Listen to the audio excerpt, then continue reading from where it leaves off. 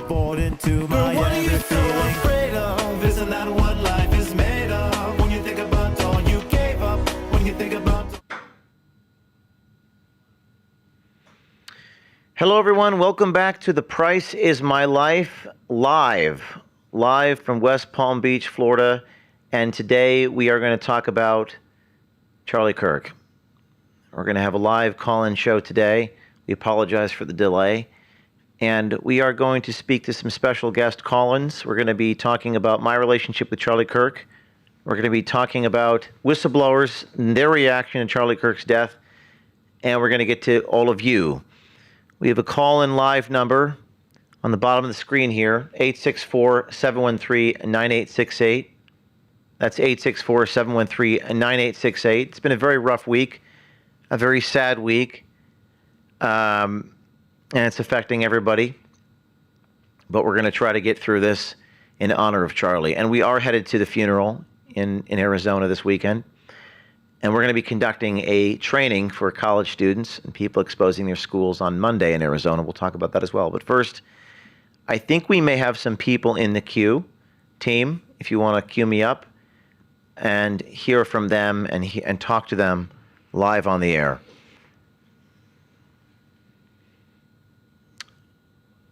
Roger, are you there? James, great to be with you. Roger, thank you so much, and thank you for your patience. You're live on the air in front of our audience if you want to talk to me about your reaction to every this a week later. It's been a very, very difficult week. Charlie Kirk and I didn't know each other until the FBI raided my home at 6 o'clock in the morning. And as you know, 29 heavily armed FBI agents in full SWAT gear, brandishing fully automatic assault weapons, surrounded, swarmed, and then assaulted my home to arrest me for the first time, nonviolent alleged crime of lying to Congress about Russian collusion that never actually happened. And after that happened, Charlie Kirk reached out to me, said, this is obviously a fraud, this is obviously a farce. What they did to you is a vicious assault on your civil liberties, and it looked to me like a frame job. And he became a very public and private advocate for clemency in my case. He accurately predicted that I would be led to a Soviet-style show trial in D.C., that I would not get a fair trial, that it would all be rigged against me. Of course, that turned out to be exactly right. And this was at a time, James, that many stupid Republicans were going around saying, oh, just let Robert Mueller do his job. Let him do his job. Not recognizing that there was no probable cause to investigate the President of the United States, or me for that matter, for Russian collusion. So he became a very good friend on that basis. He was totally open publicly about it. He publicly advocated for an unconditional pardon. I know that he also weighed in privately with the president and his lawyers and his other advisors on my behalf. And for that, I will always be eternally grateful. Happy to say that I spoke, along with you, many other great patriots at most of his larger conferences. I have no doubt whatsoever, and we talked about this privately, Charlie and I. He was thinking about running ultimately for governor of Arizona. He was ambitious. We did think that someday he might run for president. Frankly, I think that he had the faith and the discipline and the principles and the drive to become president. He would have become president. I don't know anybody who was as widely respected and admired because he went right into the belly of the beast. He went right into the campuses. And he preached not only just reverence to God, which is, I think, the most important thing, but he fused that with his advocacy for the U.S. Constitution, for capitalism, for free enterprise, above all, for free speech. Therefore, were Charlie with us today, he would not support those who say, okay, now that we're in a position of power, we need to censor others. Unfortunately, the First, or perhaps fortunately, the First Amendment specifically is designed to protect speech that is repugnant that is outrageous, that is offensive. That is the whole point, of course. Roger, you spoke at the recent Turning Point event in the summer in Tampa. And what is your reaction to all the latest news recently with some of the rumors of the circumstances of his death and everything surrounding that? Have you seen online? I mean, some of it I know firsthand. I do know that he was under pressure regarding his stance on the war in Iran. I mean, we come from that same Ron Paul libertarian, non-interventionist wing of the party. We're not isolationists. We're realists, but we are non-interventionists, and therefore, in the end, I think the president actually made the right decision. But I know there were others who were for a broader land-based war in Iran, which Charlie was not for. I do know that he felt under pressure from some of his donors and so on. Does that mean that this is outrageous? Does that mean he was killed by the Israelis? No, it doesn't mean that at all. And that's not what I'm saying. And that's not what I'm implying. But I do think that there were cross pressures on him. Here's what I do think. Having written a book on the assassination of John F. Kennedy that became a New York Times bestseller, having just finished a book, which will be out before the end of the year, on the attempted assassination of Ronald Reagan, having studied very closely and in great detail the assassinations of Senator Robert Kennedy and Dr. Martin Luther King, and examining the two attempted assassinations on Donald Trump, I've learned not to believe everything the government tells me. I've learned to believe almost nothing the government tells me. And I still think that there are many fair, legitimate, unanswered questions about Charlie's death. So I'm not prepared to rush to judgment and say that Tyler Robinson is definitely the man, that he acted alone. It does appear, if he is the killer, and he might be, that he may have been radicalized, but that's understandable. When you call people Nazis, fascists, white supremacists, Christian nationalists, bigots, and so on, and you censor people so they can't defend themselves against those claims, and you add into it the malicious use of artificial intelligence in which you create audios and videos of prominent people, quote unquote, saying things they never actually said, it adds to a very poisonous atmosphere that I think gave us, this horrific, tragic event. Still doesn't mean that I'm for censorship, but I do think we have to police artificial speech. I do think that you shouldn't be able to, make a video or an audio of James O'Keefe saying things that he never actually said and put them out there in public and claim that they're real. I don't think you should be allowed to do that. Now, Roger, what's your reaction to Jimmy Kimmel getting canceled from TV? Well, I don't think I never thought he was all that funny. My guess is that the economics of it probably made sense, and therefore the network canceled him because he was costing them money, wasn't making them money. The idea that, that the president ordered them to do it and they did it, I think is pretty absurd. My guess is they were probably looking for an excuse to cancel him, and they found it. The guy that I frankly find the most obnoxious, quite candidly, is Bill Maher, only because I did his initial pilot for Politically Incorrect, did it as a favor to a friend of mine who was one of his producers, one of his writers, actually. Done his show several times, but the guy accused me in the final show I did with him of being a Russian intelligence asset. Then he later came to the same conclusion that everybody with half a brain did, that there was no Russian collusion, yet he would never invite me back to clear my name. And I can just tell you, having been on his show 3 times, without a platoon of comedy writers, he isn't even faintly amusing. He's not charming, he's charmless. Frankly, he's a stiff. I wish they'd cancel him, frankly. One of the things that Charlie did in Tampa, or did to you regarding the FBI raid, was that he called you behind the scenes and kind of supported you.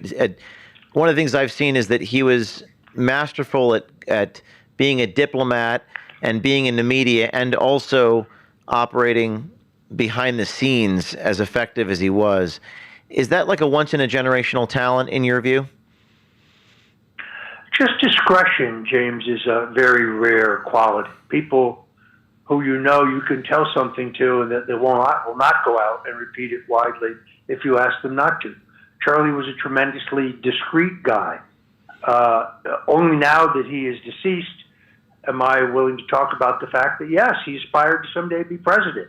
I think that's a great thing. I think that's a noble thing. I'm not sure I would have said that if he were still alive, because it's not something he wanted me to discuss in public. So there are very few people, you're among them, by the way, that I know I could share a secret with. Other than that, I generally believe that old saying, 3 people can keep a secret if 2 of them are dead. Well, thank you, Roger. I appreciate your feedback, and I hope to talk to you soon. Thank you. James, God bless you. Great to be with you as always. Thank you, Roger. That was Roger Stone. Today on this show, we're going to be getting live call-ins from people in honor of Charlie Kirk. We're going to be exposing the professors, and we're going to be exposing what's happening in the schools. And if we could before we go to the caller, please, if we could go to an image of me in Turning Point 2015. And before the pyrotechnics and electric light DJ shows, before the ethos of the rock concert stadiums, Charlie Kirk had his yearly Turning Point in a Holiday Inn. Put that full screen, please. This is me signing books for every single one of the students at this initial, I guess it was before it was called AmFest, it was just a Turning Point conference. You saw the core values on the screen there: empower, initiate, and this is me signing books. I was then 29 years old, signing books for each student at this small, humble event at the then Holiday Inn in West Palm Beach, Florida. And what's interesting about this is that there was one of the students that got the book went on to go work for a large company. She was a whistleblower for Pfizer.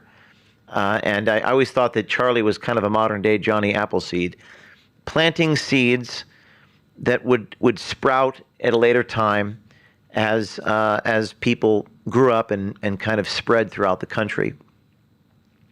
If we could go to the other image of perhaps a recent video of Charlie and I. That was an image of Charlie. Roger Stone mentioned the FBI raid. This is shortly after my FBI raid, and Charlie had me on for it must have been a full hour to talk about the raid, and I told the story about what happened to me. And we went to AmFest every year for 10 years. And before it was called AmFest, it was at a Holiday Inn, and do we have video of that? Let's check it out, that video. This is going to be I think this is the Black Rock video, guys, but we can play this one. I hope you all appreciate this. 100 days ago, James O'Keefe was experiencing board fights and all that. Everyone knows the story. It's all out there. 100 days later, James O'Keefe is laying shots on target against a $10 trillion company. That's unbelievable. To be able to get the reporters, to get the story out there, I mean, this guy is a magician. James, you are picking the biggest enemies. You could go lower. You could just kind of do a Fetterman thing here. That's important, but you're going after the institutions, James. What motivates you, and are you afraid? I choose not to be afraid. It's terrifying, Charlie, and I think you know what I mean. There's, to quote the scene from Apocalypse Now, inside every human heart, there's a line that kind of separates good and evil. And there's some evil, and a lot of people, even good people out there, have a temptation to be evil. So it's terrifying, the world that we're living in. However, I don't really pick these stories. Well, we don't need to make it about me. I just wanted to see Charlie. That was regarding the Black Rock story. And one of the things that Charlie said to me was, and forgive me if I get a little emotional here. This is a lot. This is overwhelming. But he did talk about the demons that we're we're up against, and the evil that we're up against, and the devil that we're up against, and these powerful institutions. And he really was there for me when stuff went down a couple of years ago. He really was there for me behind the scenes, and he took time out of his schedule to do that. So going back to the purpose that we're here today in this Price is My Life show, the call-in show, 864-713-9868, is we want to hear from you, the audience. And we want to hear from some of the people with stories to tell. And I think we have someone on the phone regarding a retired kindergarten teacher talking about what she's seeing. We want to hear from you. We want to help you expose what's going on. Let's go to that caller, please. Anonymous, go ahead. Hello. So my daughter goes to a local state university here, liberal arts school, so we knew exactly what she was getting into when she signed up for it. She's been in the program for a little over a year. Proud about her faith, but not overly loud about it, being respectful, having to deal with some tough stuff from it. And a week ago, Monday, so September 8th, they had this crazy seminar, required seminar for the students that just really brought in a lot of really inappropriate things without warning. And she was really upset. And so she came home that night upset and said, I'm going to talk to the head of my department. And she said, maybe I'll even reach out to Charlie Kirk's organization. I bet they could help me on my campus. So she had that meeting set up for Wednesday, the day that actually Charlie was killed.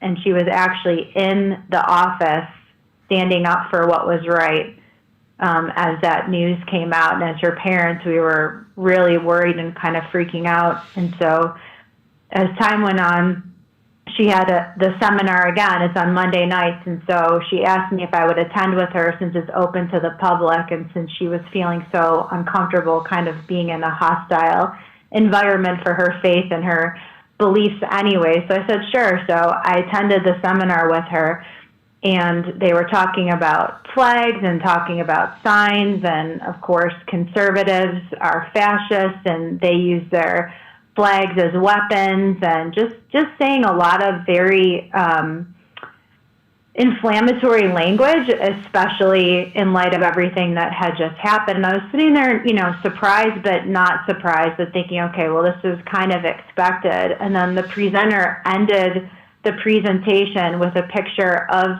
Charlie, and it was something he had taken from like somebody doing a vigil or something, and it said, "Bring your flags," and he had it circled, and the whole room erupted in laughter. And my daughter began to cry. We just couldn't believe it, but we wanted to see like if the professors and the leadership in the room would do something in response to it. And they said nothing. And not only did they say nothing, they took questions from the crowd, doubling down on how all conservatives are fascists, conservatives are Nazis. And then there was even somebody that said that, well, Christians are also fascists and Nazis. And my daughter looked at me and said, I want to leave. Like, I feel like these people in here are saying that it's okay to kill me for my faith. And I can't believe that my university is not stepping in to do something. So there were students taking her picture as she walked out. She had a shirt on with Jesus and a cross on it, and they were like laughing at us as we were walking out and heckling us. And so we've been bringing it to the university's attention. They're supposed to post that video because it's supposed to be made public. They've yet to post it. This happened on Monday, and we're meeting with department after the department. They sent her to the DEI office. But we're really pressing that they need to make a statement saying that they do not condone this. She's had several other Christian kids, conservative kids, reach out to her after hearing her story, saying that they also don't feel safe there. So we're shocked, like not surprised that students would react that way, but that the university would allow that only days after this horrible thing happened on a university campus. Well, and I recognize you want to be anonymous, so we don't want to say where this is, right? Yeah, not right now because we're meeting with the different offices, and my daughter wants to find a way to continue her education there. I mean, they've offered her security, so that in itself, I looked at them and I said, well, that seems like a nice offer. Are you hearing the fact that you're recognizing that you've cultivated a culture and you allowed this to happen in a classroom setting, that you think that it's also necessary for her to have security as a 19-year-old young lady? Well, I would say to you that, I understand how hard it is to go public and to be outward with your beliefs. As a college student 20 years ago, I remember feeling that way.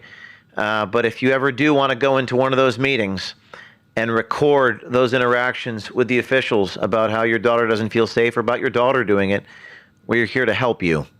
We're here to help you. So keep the faith, and just know that OMG will send you a camera if you want to speak to my team about that, just in case, in case. And thank you for the call, and thank you for telling the world about what's happening. We have David DeRocher on the line, the publisher of Real Clear Politics. David, are you there? David wrote a great column called Prove Me Right, Real Clear Politics. David, are you there? Yes, I am. How are you doing, James? Hey, David, you're live in front of a lot of people, and we read your column, Prove Charlie Right, by you. And if you could just summarize your reaction to everything that's happened in the last week, and maybe talk a little about what you wrote on Real Clear Politics.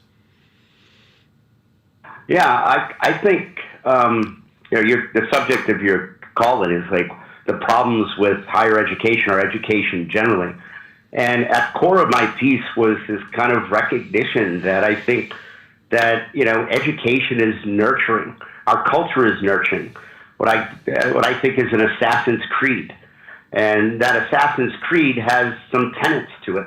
And I think the person who shot Charlie, whose name I'm never going to repeat, comes from the second iteration of this fellow Luigi. There are these young people that want to be part of a vanguard, want to be celebrated, right? Because they have pitiful lives, I think, and they blame their pitiful lives on other people.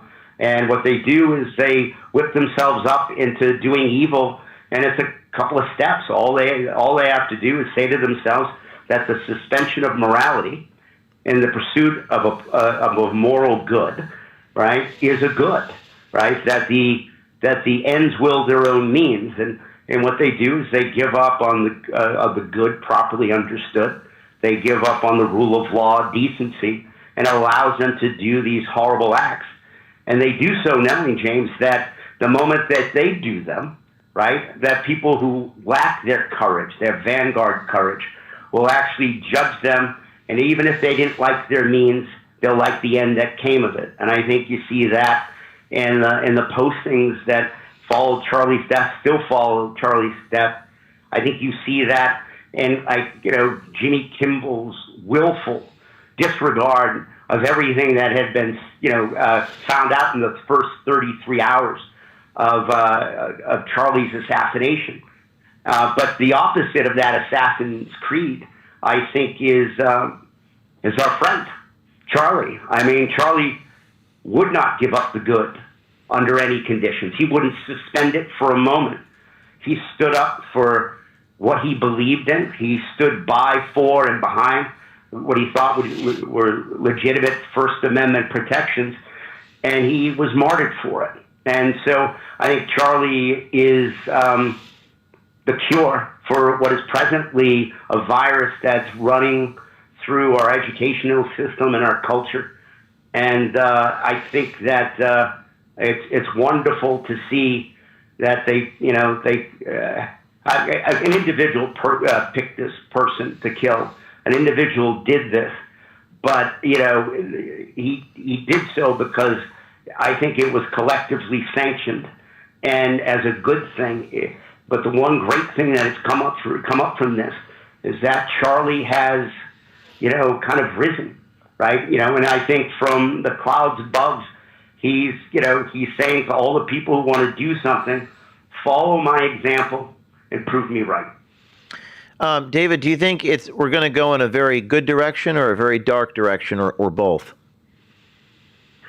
I think that's up to conservatives, right? Because, listen, it's how we respond, right? So, what I would counsel anybody who listens to you is to follow the code. Do not What's the name of this show, James? My Price is My Life. Right?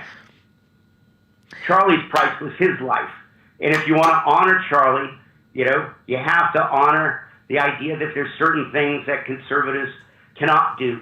They cannot choose. They cannot suspend morality in the pursuit of a moral purpose, right? That they have to actually, I think this is a characteristic of the modern left. And what we need to do, and you need to do, is to counsel people, to stay within the guardrails, right? One of my, everybody knows what the First Amendment is, but, I think Jefferson kind of captured the ethic that goes along with it. In his Letters for Toleration in the state of Virginia, he said, I don't care whether my neighbor believes in one God, no God, or 20 gods, as long as he doesn't pick my pocket or break my bone. So there's an openness to the ends of things. This is the United States. We can pursue, right, what we want. One God, no God, 20 gods. We want to change our sexuality. Have at it, right? It's not illegal to do so. But if you don't like what someone says, if pricking your ear or seeing something on TV, you make that equivalent to breaking your bone, that's the problem. And I think they have taken that step. And I think that conservatives, to agree that we're going to have peace, can't join them in that transvaluation. And they have to stay wedded to the good, constitutionalism, the rule of law, and the First Amendment. David, one more question. We're listening to David DeRocher. I've known David for, about 13 years, publisher of RearClearPolitics.com, wrote a column called Prove Charlie Right.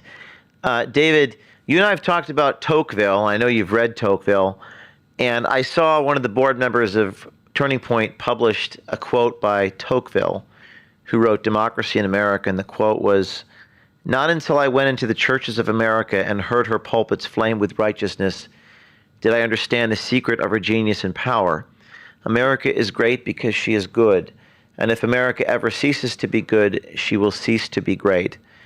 That was written, 200 years ago? When was Democracy in America written, David? Oh, it was 1850? 150, 175 years ago. Yeah, It seems like one of the takeaways from Charlie's death is that he was great, but he was also good. And it's hard to find men who exhibit both tendencies like that. But is America still good? Are the people still good? What do you think? Listen, I think the American mind, the American soul is bipolar. It's divided. An American mind and soul divided can't stand. I think, the thing about you mentioned, Charlie was the few that was really good, right? I think Charlie created good at scale. I think he is a testament to the type of character that can take what Tocqueville saw in our churches and spill it out into our culture, right? And it's people used to say, be like Mike. Well, I think if we're all like Charlie and we kind of bring back that moral and civic seriousness, we play by the rules. Because I don't know about you, I don't think the left wants to live under the world that they're spawning right now, right? And I think the rank and file people on both sides.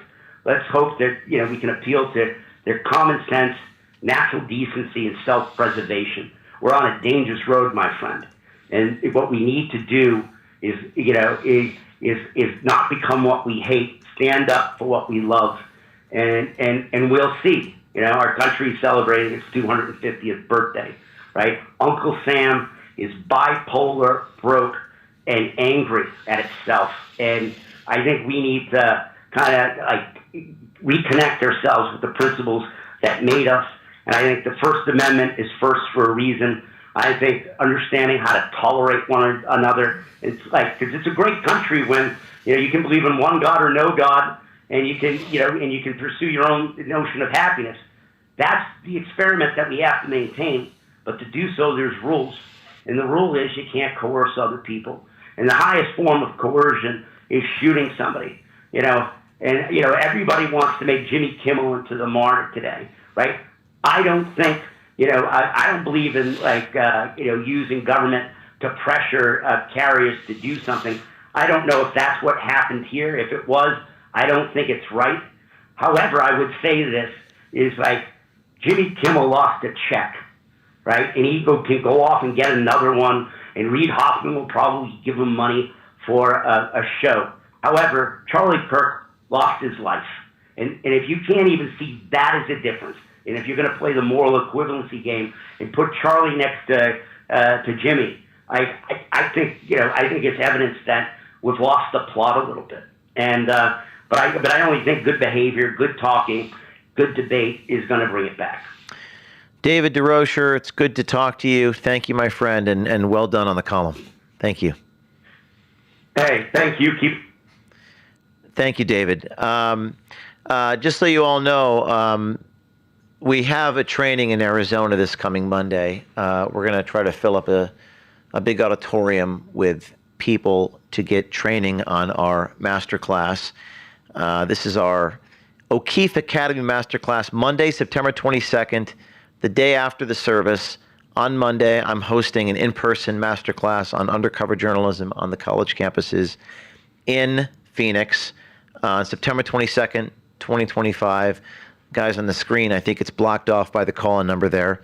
But you can register on the website, o'keefemediagroup.com. We are going to take just a few-minute break. We're going to leave on the screen the call-in number, and we're going to leave on the screen how you can register. And we're going to come back to speak to more of you, people who are calling in about tips and stories. And we're also going to hear from our whistleblowers, some people that have worked at OMG to expose FEMA and Florida Tech. You know them, Kelsey, Rick Adante, and we're going to get their reaction to the death of Charlie Kirk during this 3-hour special edition live of My Price is My Life, and you can call in. So we'll see you back in a few minutes.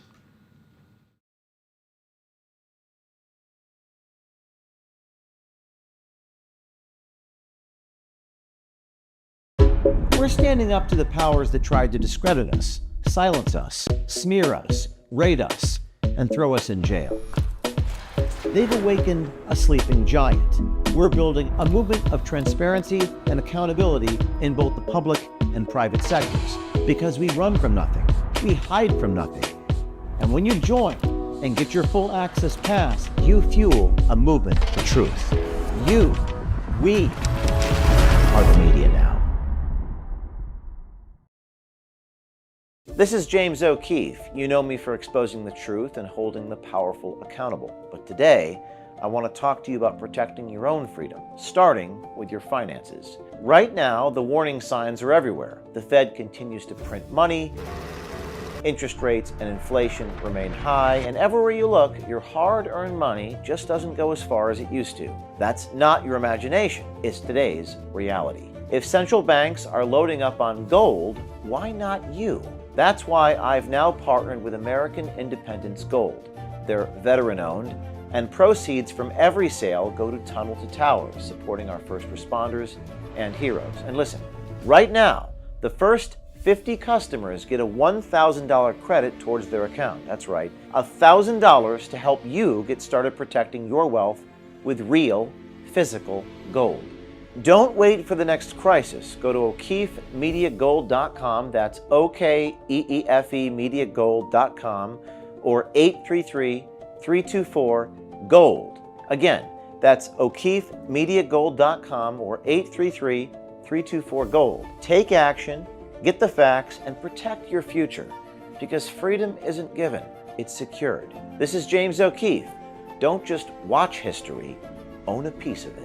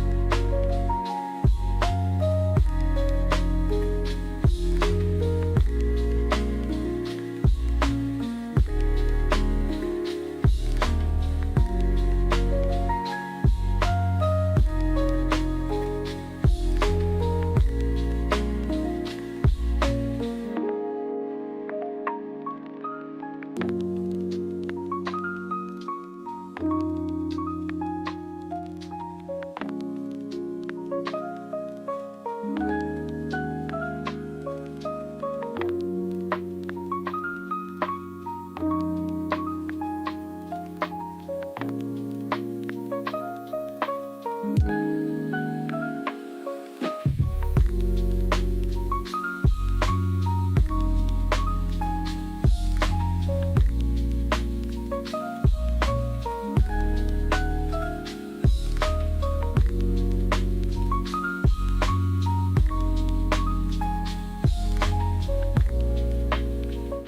right, everyone, welcome back to special edition of My Price is My Life. We're about to get to a couple of our whistleblowers that you've seen. Rick, Professor Rick, my friend, from Florida Tech, and Kelsey from FEMA. Before we do that, on Monday, we're going to be having O'Keefe Academy Masterclass in Phoenix, Arizona. That's September 22nd, the day after the service. The purpose of this is to help train college kids and students to record on their campuses, to expose what is happening. When I first got started in Turning Point in 2014, 2015, Charlie instructed me to record on college campuses and to train other people how to follow what I did at Rutgers University. And I did as I was instructed and talked about all the campus hijinks and exposing what was happening on college campuses. So if you want to attend this on Monday in Arizona, sign up on our website, o'keefemediagroup.com. Monday, September 22nd, in person in Arizona. Register for our masterclass in undercover work on college campuses. And we have a number of people calling in today about tips there. But now we're going to go to Kelsey from FEMA, one of the whistleblowers that we've worked with. So, Kelsey, are you there? Hey, James. Thanks for having me on. Hey, Kelsey. For those of you who may remember, Kelsey from FEMA talking about disaster relief. We interviewed last fall. And I know, Kelsey, you have been through hell after telling the truth. You're one of the bravest people I know. I'd love to get your reaction to the news and how you're feeling, Kelsey. Thank you.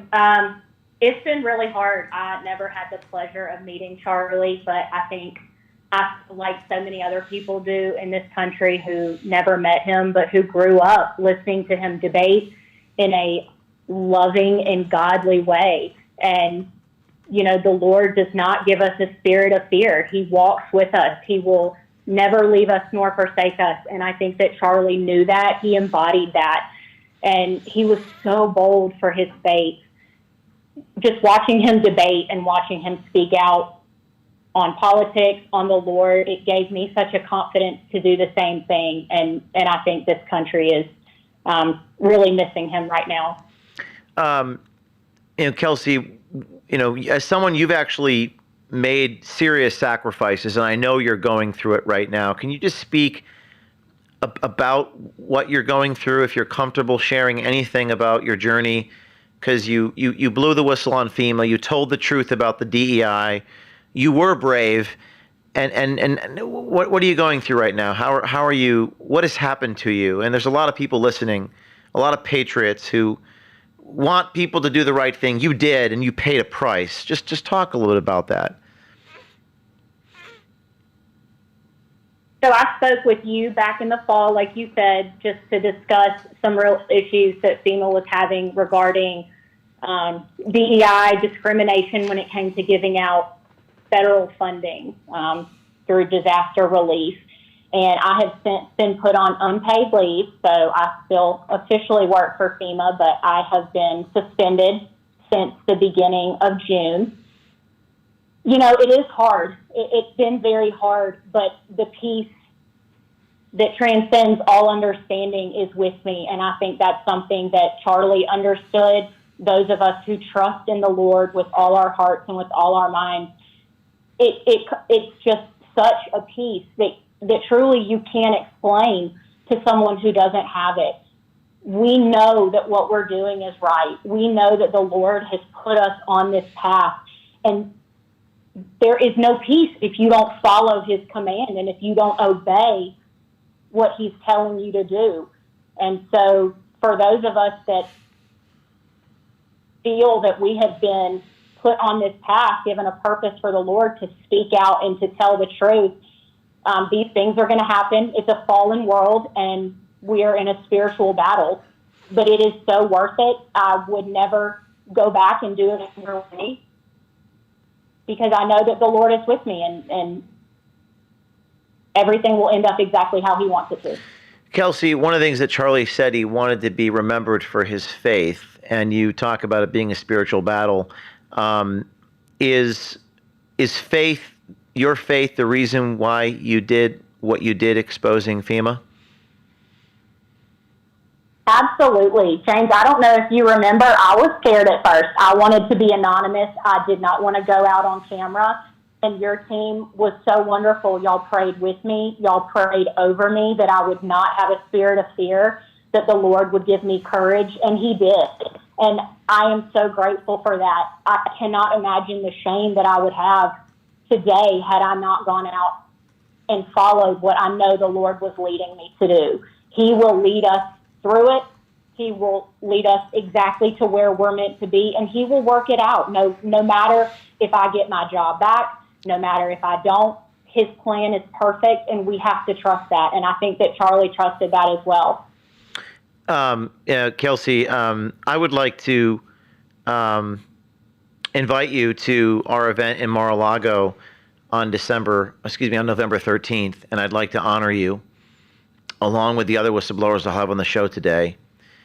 And I want you to be there. I think my team is talking to you offline, but I hope you can be there. Can you confirm with me that you can be there? Sorry to put you on the spot. Absolutely. I wouldn't miss it. And hopefully we can raise some resources for you on that front. I want everyone to know just how brave Kelsey is. And it's often real courage is acting in the face of your fear and not knowing the outcome. It takes an extremely brave human being to do what Kelsey did, not knowing where she might land. And to this day, she is not paid.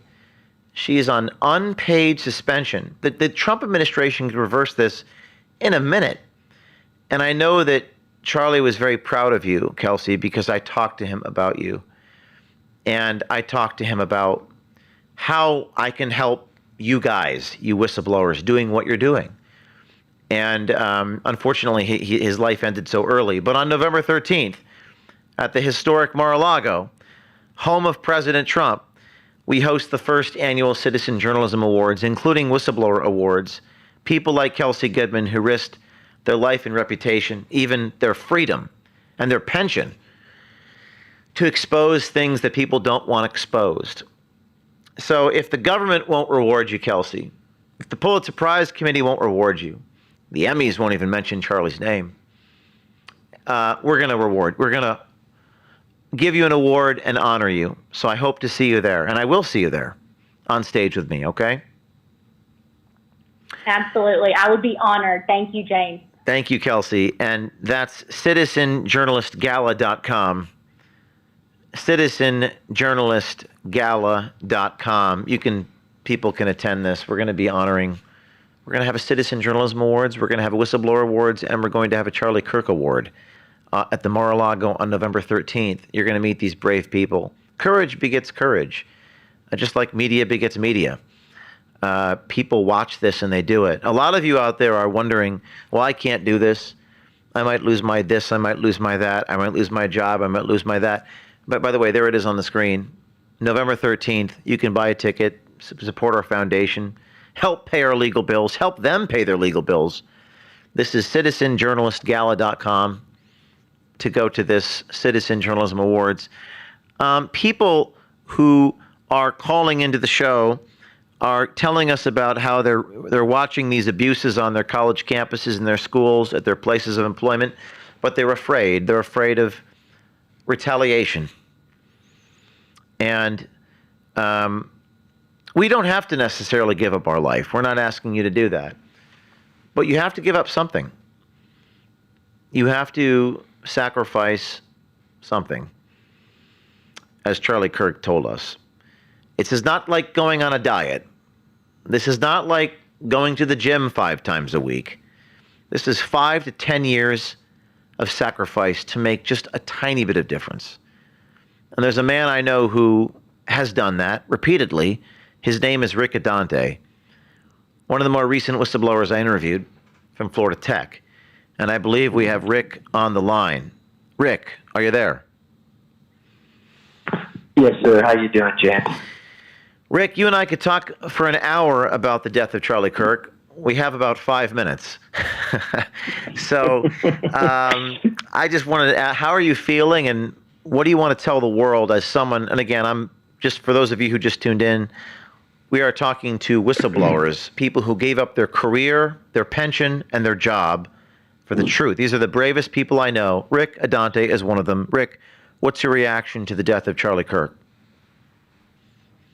Hi, James. Thanks for having me here. I'm devastated, like many people are, and it's been a whirlwind in some strange ways, because I didn't know Charlie personally. I don't think I've ever met him, but we grew up in the same town. Our wives are the same name, and our kids are the same age. My brother is the same age as him. Maybe even played on some of the same teams growing up. We both went to college campuses to speak the truth, because we both saw it as the core place, needing the truth to fight the evil that prowls among us.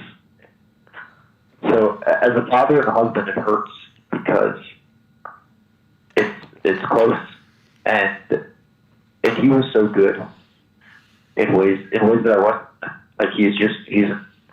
But it, as a father and a husband, it inspires because of how good he was. I had been setting up to contact him about our story. He was actually, I don't know if you know this, James, he was one of the first outlets that covered our story in April when it came out about Florida Tech that OMG did its story on. And he put President Niccolo, who you interviewed, on his professor watch, warning students about the bias and the lies and the indoctrination that he was pushing. And so, to hear your whistleblower speak, and to know, that he took a personal interest in what we were doing to share the truth, it's hard. He was, when you're a whistleblower, there's not a lot of places that necessarily want to feature your work. It's usually messy, it can be complicated, and to have people like you and people like him willing to stand up too, that takes courage on your side, courage from his side, to help us carry that water. That courage is a team effort, and there's not a lot of people in the media who have that. You are, and he is, and you are two of the most special people that I think everybody recognizes. And so that's, when it first happened, I think I texted you almost immediately. You sent me a picture of you and him. And it really, it kind of rattled me, James, because you were wearing that bulletproof vest. Yes. Picture of you and him that you had put out. One of the things I get, Rick, is I get a lot of people, you're listening to Rick Adante. I mean this sincerely. I'm not just, this is not hyperbole. I hope you believe me, Rick. And I apologize, Rick. You and I were supposed to talk offline, and we're talking live in front of people. I hope you don't mind. We never get a chance to talk. Please. I was supposed to call you, but I've got about 1,000 phone calls in 2 days. And if I appear exhausted, it's because I am. And I turned my phone off for 2 days this week to kind of get away from all of it, because I know Charlie, that's what his advice to me. He was to take the weekend off. Of course, what's a weekend in our business? Monday is Saturday and Sunday is Wednesday. There is no exact day off. But Charlie was writing a book, he told me, Rick, about, I forgot the name of it. I think it was Stop in the Name of God. And he was very adamant about the Sabbath, or about taking a day off a week. Whether it be Saturday or Sunday, it's your preference. So I meant to call you, Rick, but I think one of the things is about physical safety. Everyone's saying he's worried about they're worried about my safety, and they're worried about everything. Rick, I know you're someone who's given a lot up. You're a University of Texas professor. You exposed what was happening there. You lost one kind of career, but you kept going, became a NASA astronaut researcher type. And then you went to San Bernardino, and then you went to Florida Tech, and you lost your job. What do you think about all the fear regarding our physical safety? What do you make of that and the bulletproof vest stuff that you saw? My first answer is to put on the armor of God. And I don't mean that as a cliche. I mean it very, very sincerely. Put on the armor of God.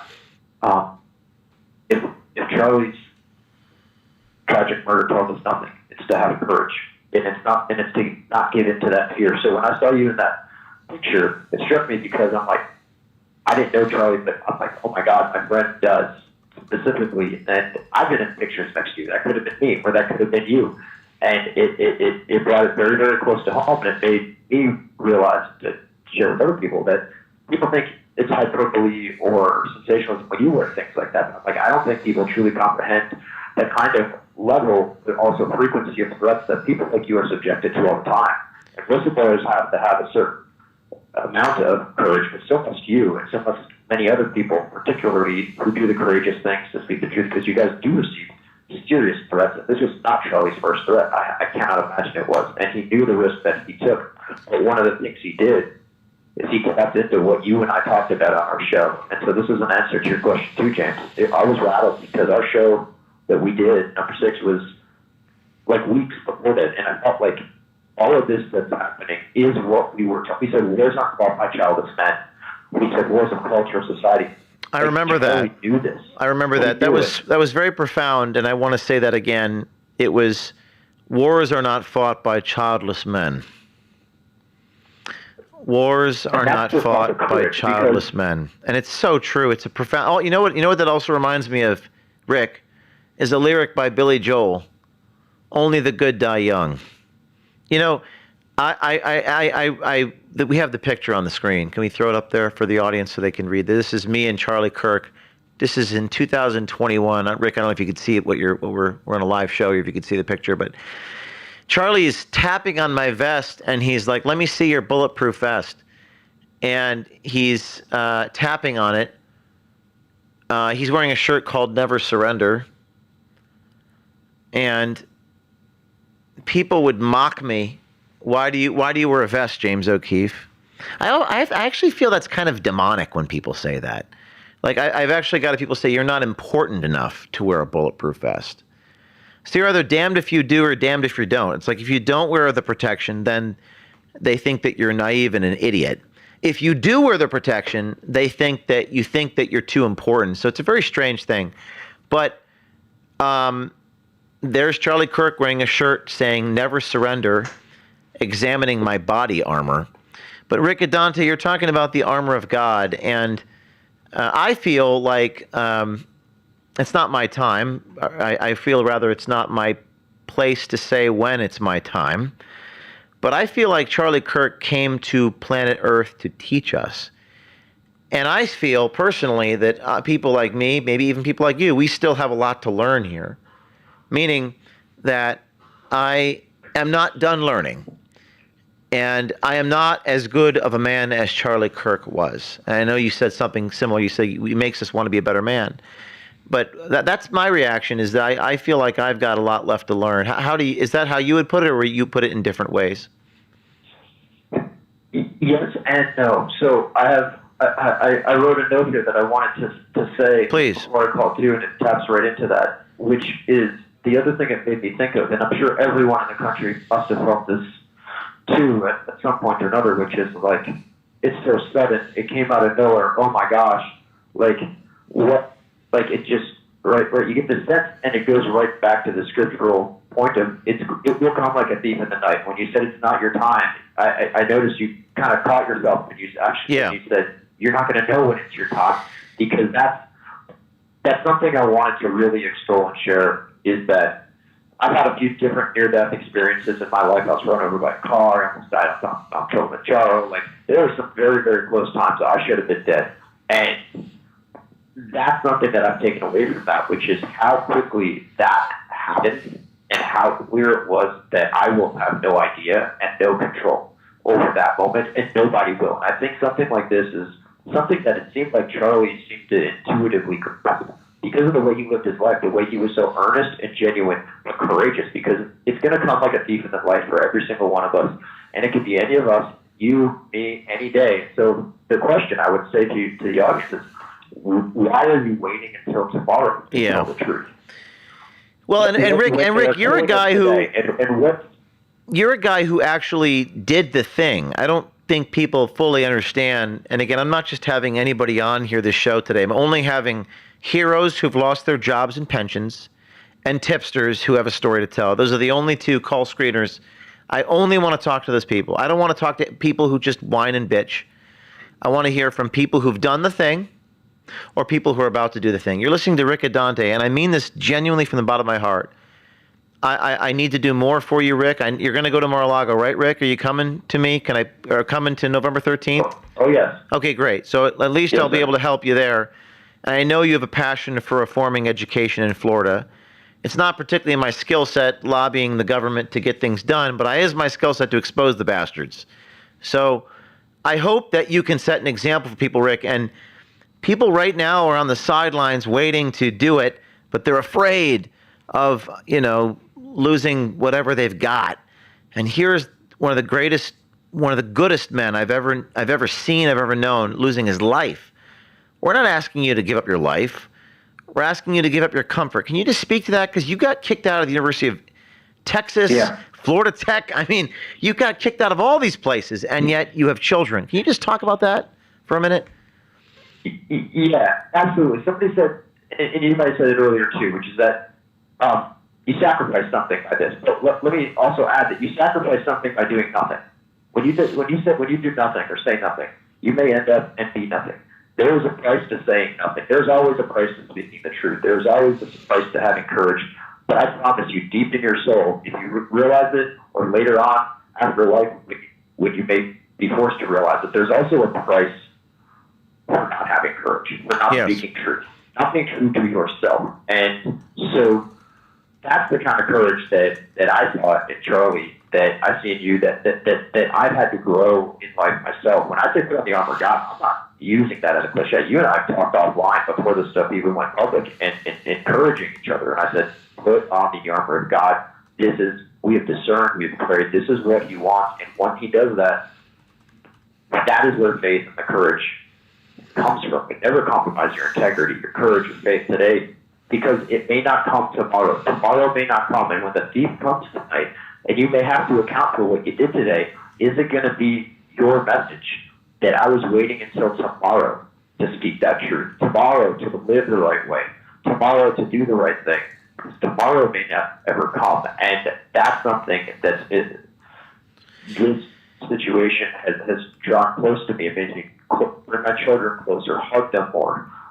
Yeah, what are we waiting for? What are we waiting for? We're waiting for, I guess, to get to a certain point where then and only then can we make a difference. And the answer is there's no point in waiting, right? And you've lived this, and you're listening to a man, Rick Adante, on the line here, who's blown the whistle like twice, lost his job at the University of Texas, went back to Florida Tech, lost his job again.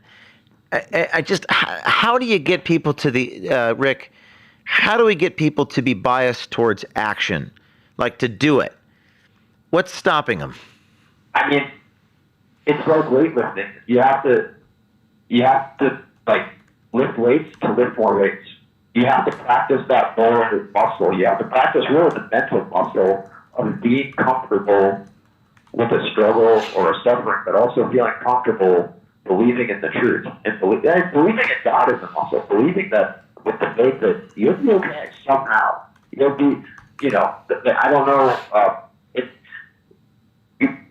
it comes. I mean, there's times when it feels like it's away and you're alone and you're daunted. I promise you that those times will come. We see those as gifts to grow and learn and pray. And I don't mean any of that as a cliche. I sincerely, truly mean this. And I speak almost as a psychologist to this. I am a psychologist, but I speak to this too for people grieving. When I say it comes like a thief in the night, that is a message of solace, which is to say that we can't wait for tomorrow. Like, take joy in the day that you have. Take joy in the days that Charlie had. He lived every moment. Today, I gave a talk to a military group who was interested in our story about the DEI exposure at Florida Tech. And after the talk, James, they told me, after I got done speaking, they're like, our last speaker was Charlie Kirk. And I didn't know that. And it turns out, I texted you the video they have it on YouTube a month ago. That was their last speaker he spoke to the Air Force Academy about DEI. And so I was like, it was surreal. I'm sitting there afterwards. I'm kind of like tearing up just thinking about him and what he meant to the country and to so many people. and a song comes on in the store. I was like, Spirit in the Sky, like on Green of it. And I almost felt like he was speaking to let us know that he's going up to the Spirit in the Sky, and he's okay. And then, you know, it's been hard because you go through routes that bring you to a different place. But that, I go back to that. That's how courage. And if I say one last thing, the danger is real, but so must be the courage. And life is too short to be a coward. So, you know, since we talked about this on your show, we said, in respect to free speech in the First Amendment, soldiers die for your right to have free speech and to use and speak the truth. Now, I would ask people to imagine if you didn't use the gift that somebody died to give you to speak the truth, how must they feel looking down upon you, begging for you to speak the truth and to speak free? And so free speech doesn't just work if you're too scared to speak it or wait for it to tell you it. You've got to be willing to pay the same price that somebody paid for you to have it, for you to use it. Using it comes with a cost, but staying quiet comes with a different kind of nefarious cost. And don't let those lies win. Don't let the fears win. Speak up, have courage, have truth, and know. I mean, there's people like you and Charlie that gave the voice to the people of us who nobody. It was so much harder to have courage when no one would listen and give us a platform to speak and to share the truth. And it was you and it was him that made that possible. And you know, that is a reason to have courage. That's a reason to have faith, and it's a reason to know that he lived every single day without compromise of what you and I talked about exactly on that show. And it makes it harder and harder for me to think about, but the joy returns every time. I don't think, Rick, that's very profound, and I don't think that we can, like Kennedy said at the Kennedy Center, he said, does the hole they leave when they die ever get any smaller? No, it never gets smaller, but our job is to build ourselves bigger around that hole. So, good news, bad news, America. The good news is there's going to be, well, let me start with the bad news. The bad news is, and let me be clear about this. It is impossible to replace Charlie Kirk. It's not possible. I saw that Turning Point appointed Erica Kirk as CEO, as they should. It is impossible to replace Charlie Kirk. Nobody will fill his shoes. It was impossible years ago to replace Andrew Breitbart. By the way, I've seen two of my mentors die in 13 years, both of whom I looked up to in different ways. You cannot replace these men. And we're not going to be able to. People don't understand that in order to succeed in this business, in order to do what Charlie Kirk did, people don't understand. You have to be good at about half a dozen things. You have to be an organizational entrepreneur. You have to be a CEO. You have to be a fundraiser. You have to be a diplomat. You have to be a performance artist.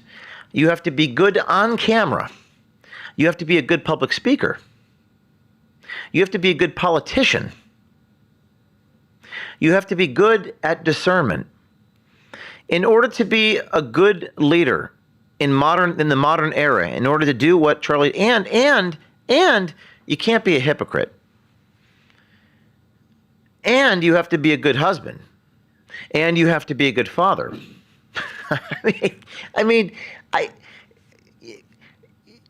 No. You're not going to find a man to do 12 things at 100%. These people just don't exist.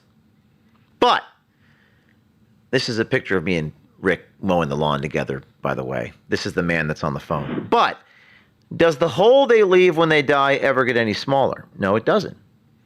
But our job is to build ourselves bigger around that hole.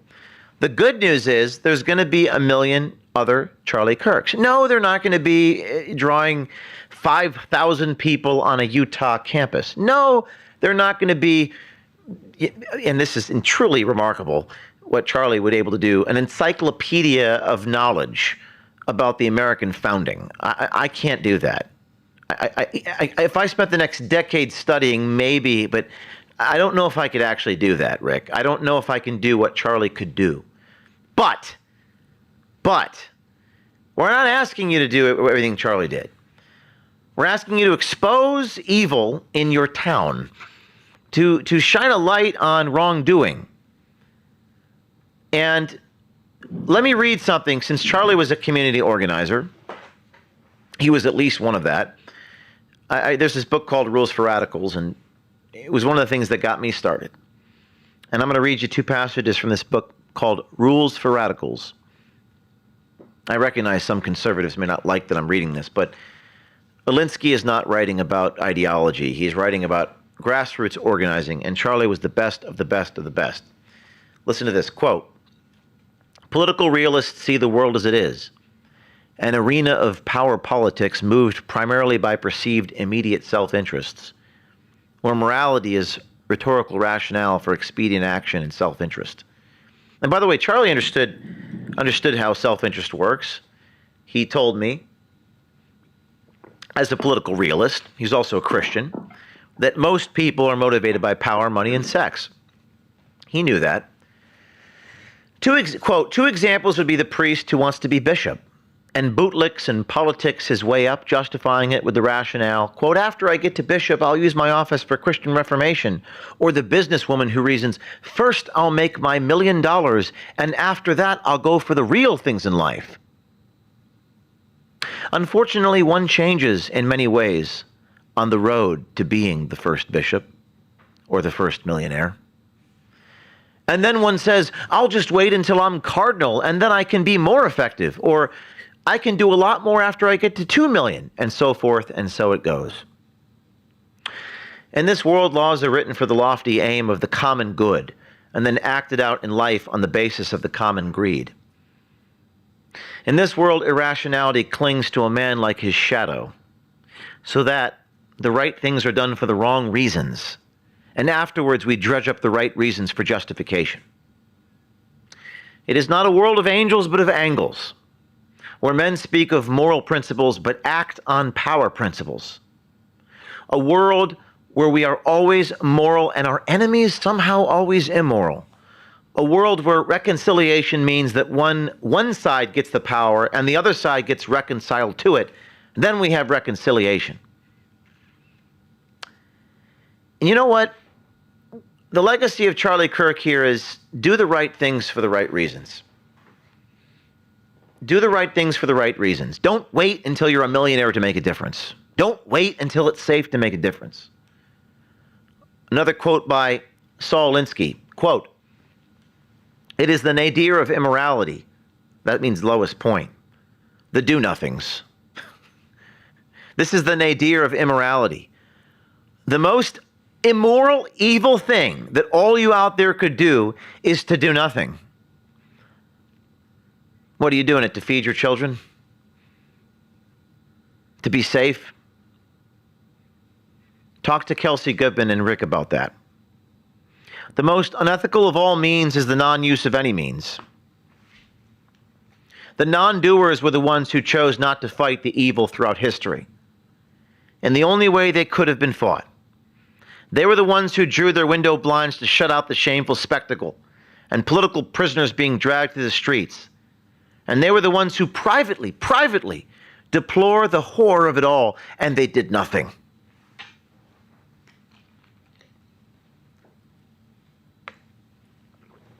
It's a disgrace.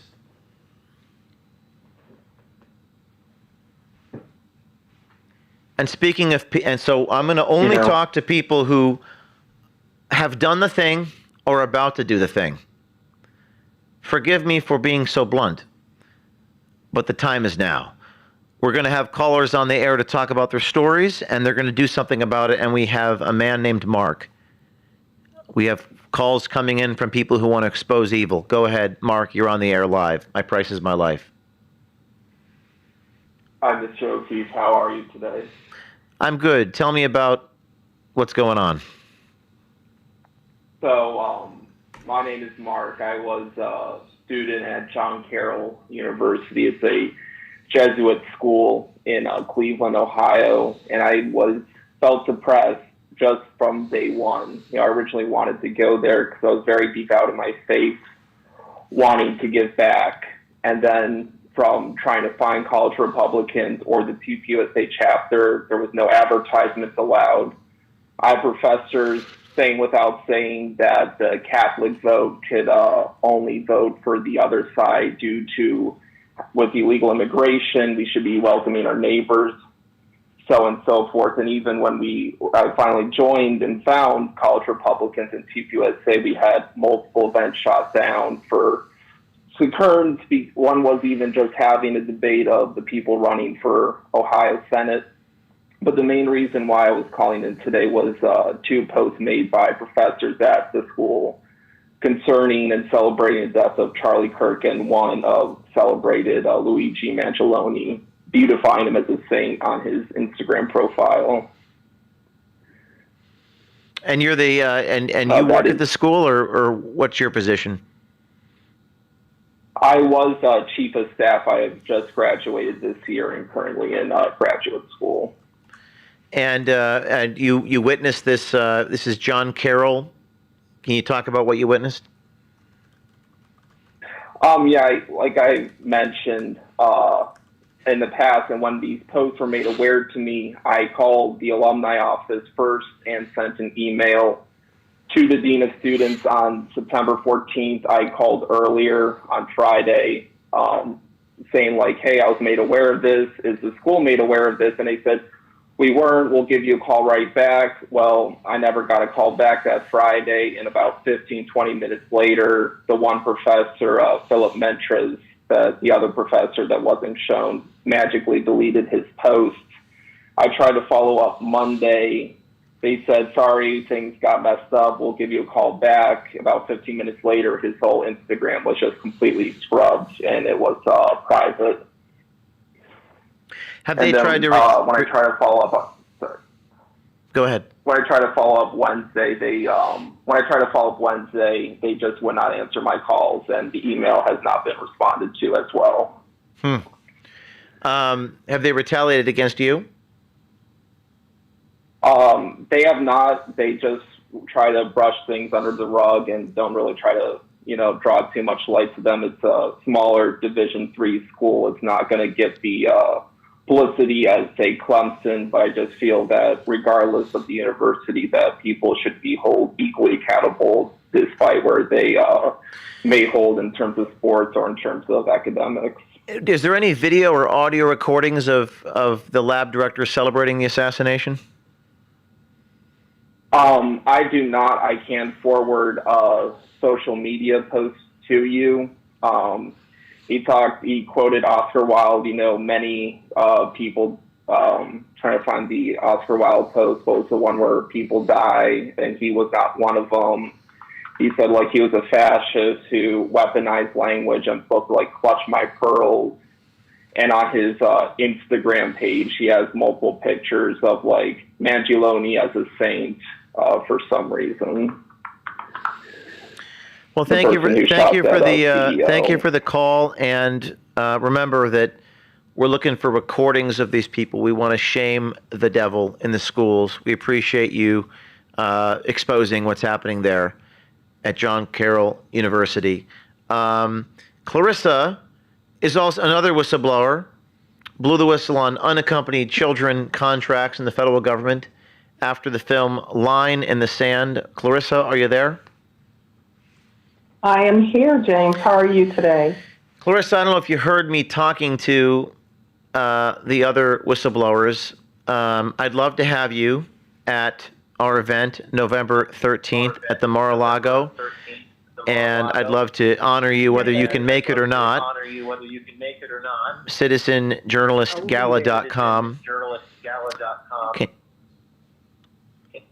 Clarissa, I think you're streaming on your end, so the volume might be coming through your phone. If you want to turn the volume down on your stream on your end. Okay, hold on for just a moment. But as you do that, Clarissa, again, these are the bravest people I've ever met in my life. Blew the whistle on unaccompanied child contracts to the federal government and paid a price. But you know the price Clarissa did not pay is her life, the way that Charlie Kirk paid. But Clarissa did pay a price. Everyone that we're talking to on the air has paid a price. And Clarissa, I'd love your thoughts. You had some profound things to say last time we were together at the movie theater in California when you said, "What I know cannot be unknown," or something to that effect. And I'd like your reaction to the death of Charlie Kirk and how you're feeling this week. Can you hear me okay? Yep, we can hear you fine, and you are live. Okay. All right. Well, first of all, I was heartbroken. I was at work when that happened, and I literally burst in tears because I have followed Charlie since about 2016, 2017, and him being so young and someone that stands firmly on the Word of God, that's what truly made me follow him, because he, no matter what, he was so gracious and so kind and so loving toward everyone. He didn't have to do what he did, but he knew that was his gift from God and his calling. And he stood on what I call his 3 F's, which is faith, family, and freedom. And me being a military veteran and a Christian first, it just galvanized my support for him. So I prayed for him, his family, for Erica, their children, his parents, his siblings. And I just know that our world will never, ever be the same. He was stolen from us. But one of the things I will say, the devil overplayed his hand. Yes, he did. And now we're all galvanized together, and we are going to, on our little corners of the world, scream faith, family, and freedom. They cannot stop us now. And Clarissa, speak about your experience as a federal government employee, contractor, what you exposed with the money given to these groups that help unaccompanied migrant children, which is a form of trafficking because it facilitates it. And have you've paid a little bit of a price in exposing that, haven't you? It's kind of strange. Well, for the audience listening, I became privy to a contract that the General Services Administration had awarded to several companies to transport what they call UAMs, unaccompanied minors. And I was taken aback because I could not wrap my brain around why the federal government was transporting children in the middle of the night. When I say the middle of the night, we're talking 1, 2 o'clock in the morning, times where we normally would be asleep and not be aware of what's going on. But because of my job and what I saw, I realized I was a part of an organization that basically was a huge child trafficking ring. And it broke me, and like I had shared with you and a few others, that what I knew I could not unknow. And I couldn't keep it to myself. I didn't know what to do with that information at first. And a couple of months later, you had posted something on X, I believe, about child trafficking. It was the Line in the Sand documentary that was coming out, and you had asked individuals to get in touch with you if they had any information. And that's when I knew that's why the Lord had dropped that in my lap, was because he needed me to do something with that information. But Clarissa, what separates you from pretty much everybody else, with the exception of a few, is that you actually did it.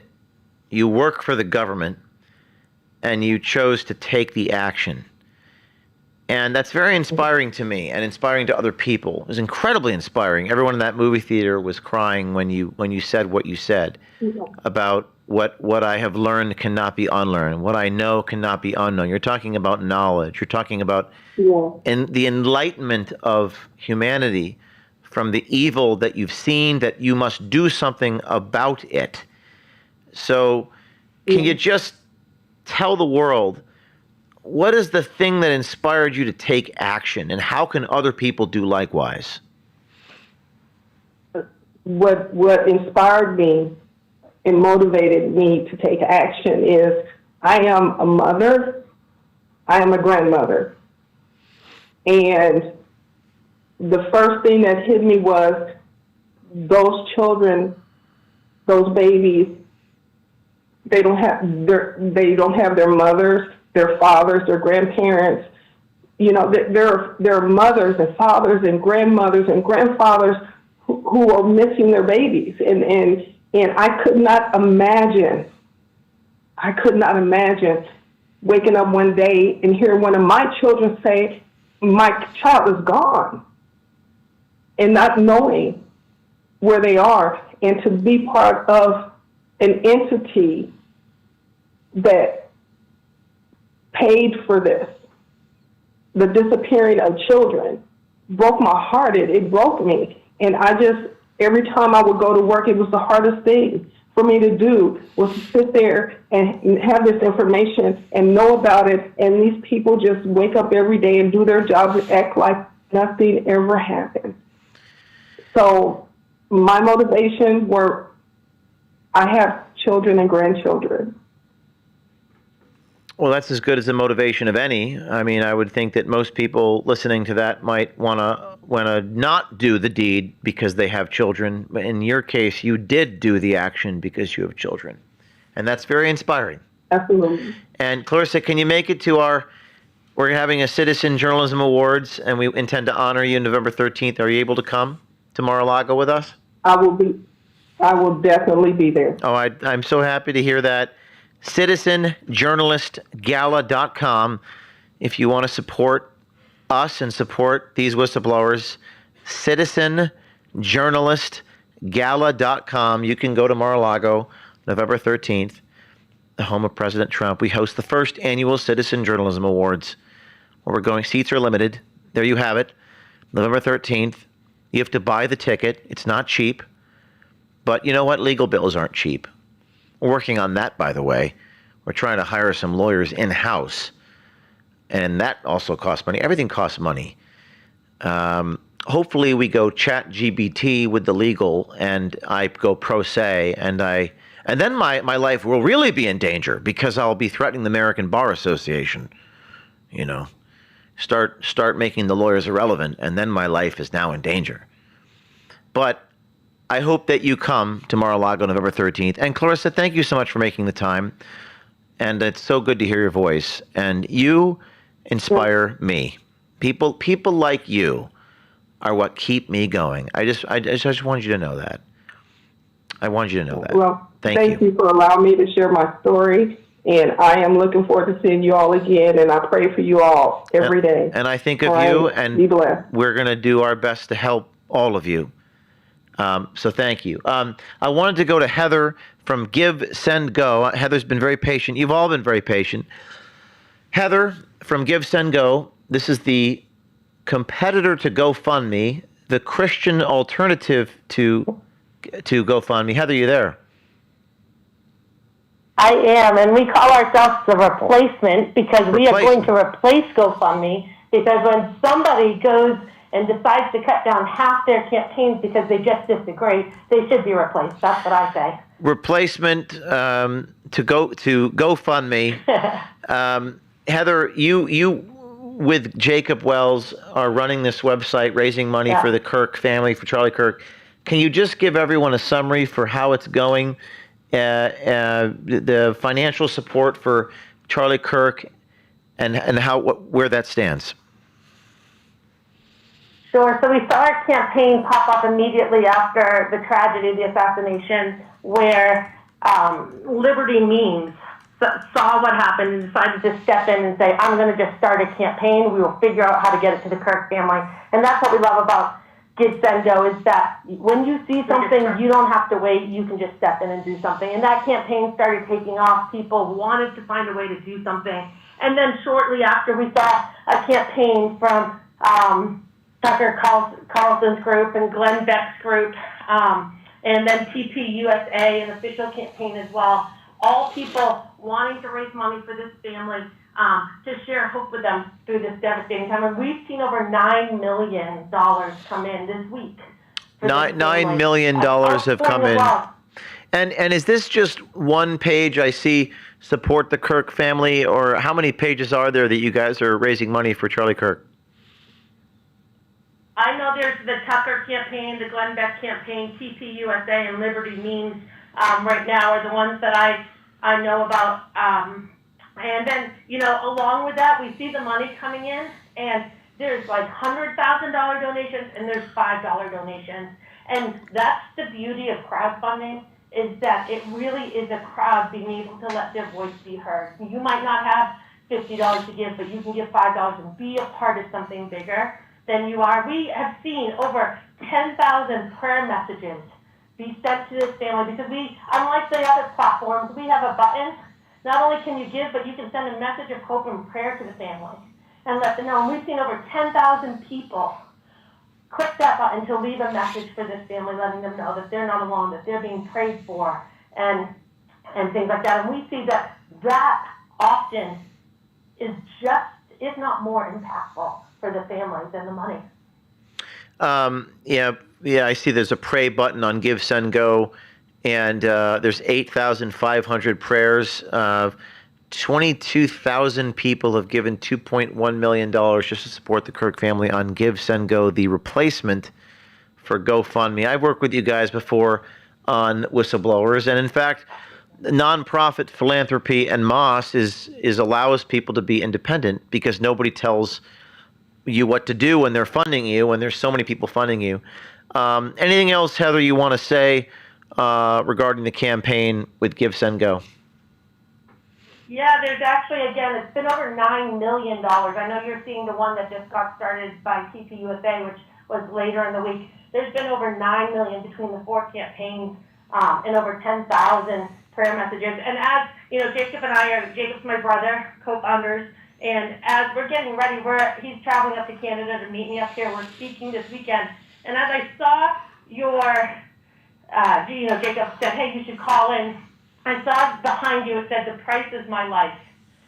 And I was like, that might be what I speak on this weekend, because this is the call. We've had enough of just sitting behind a computer and watching Charlie Kirk and James O'Keefe and everybody else do the things, the hard things. We all need to step up and do the hard things. There is going to be a cost of courage. There's going to be, because truth has never been cheap. It will always cost you something. And so I just want to encourage all the listeners here to not just be listeners, but to be doers. Well, to go out, let your voice be heard. That is what we have. And you know what? The reason, Heather, I reached out to Jacob and you're on the air here is because not everyone can do the thing. I recognize that. Not everyone is going to run into be on the front lines. But if you're not going to be on the front lines, you need to financially support the people who do. It's that simple. Or you can do nothing. But I'm going to say this on every show I go on and every speech I give. Whining, complaining, and bitching doesn't count. That doesn't count as making a difference. You talking about your things you're going to do doesn't count. You can either go on GiveSendGo and to support these people, you can go do the thing yourself, or you can do nothing. Thank you, Heather. Thank you, Absolutely. Heather from GiveSendGo. No, thank you, James, for what you do. Thank you. Thank you. We're going to go to Michael Greco from Disney, and then we're going to go to a break so that I may use the bathroom and drink some water. My price is my hydration. My price is my being able to urinate. We're going to go to Michael. Michael from Disney, are you there? Yes, I'm here. Good to talk to you again, James. Good to talk to you. And if those of you listening, these whistleblowers have lost their jobs, lost their pensions. Michael Greco exposed DEI from Disney. Michael, you were on stage at Turning Point. I don't know if you guys can pull up that clip while Michael is talking. If the producers could pull up the video from December 2024, we'll cut to that in a minute. But Michael Greco exposed DEI within Walt Disney Company. Everyone told me not to expose Disney because they wanted me to get my movie distributed, blah, blah, blah. And that's not how I roll. So, Michael, you're the brave individual who brought forward the screenshot showing Disney transitioning children or paying for such things and helped corroborate various pieces of information. What is your reaction to Charlie Kirk's death, his legacy, courage, and inspiring other people to follow in the footsteps of brave people such as yourself? Well, I'm glad you brought up the AmFest event, because that was really a turning point in my life. No pun intended. When I worked for Disney, I had this feeling that this wasn't right. You know, I'm getting a paycheck, I'm making a living. There was something burning inside me saying, this is not right. I can't support a company that's doing this kind of thing to children. And I just couldn't live with it anymore. So that's when I contacted you. And later, and you invited me to the AmFest. And when I got to AmFest, I didn't know what to expect. And I'm not really a religious person. At least I wasn't at that time. And I was overwhelmed by the kindness and the love and the good nature of all the people that I met there. And it was at that moment that I realized that I was actually neither one of us will ever stop fighting for God because it's so Hillary Clinton finds us. It was the Lord telling me, this is what you should do. This is the right thing to do. And it took going down to meeting these wonderful people. And what it means to me is, you know, they say that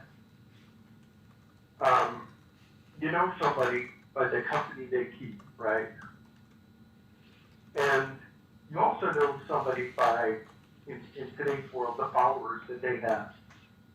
And I never met Charlie, but the followers were, everybody who was there was so kind and loving that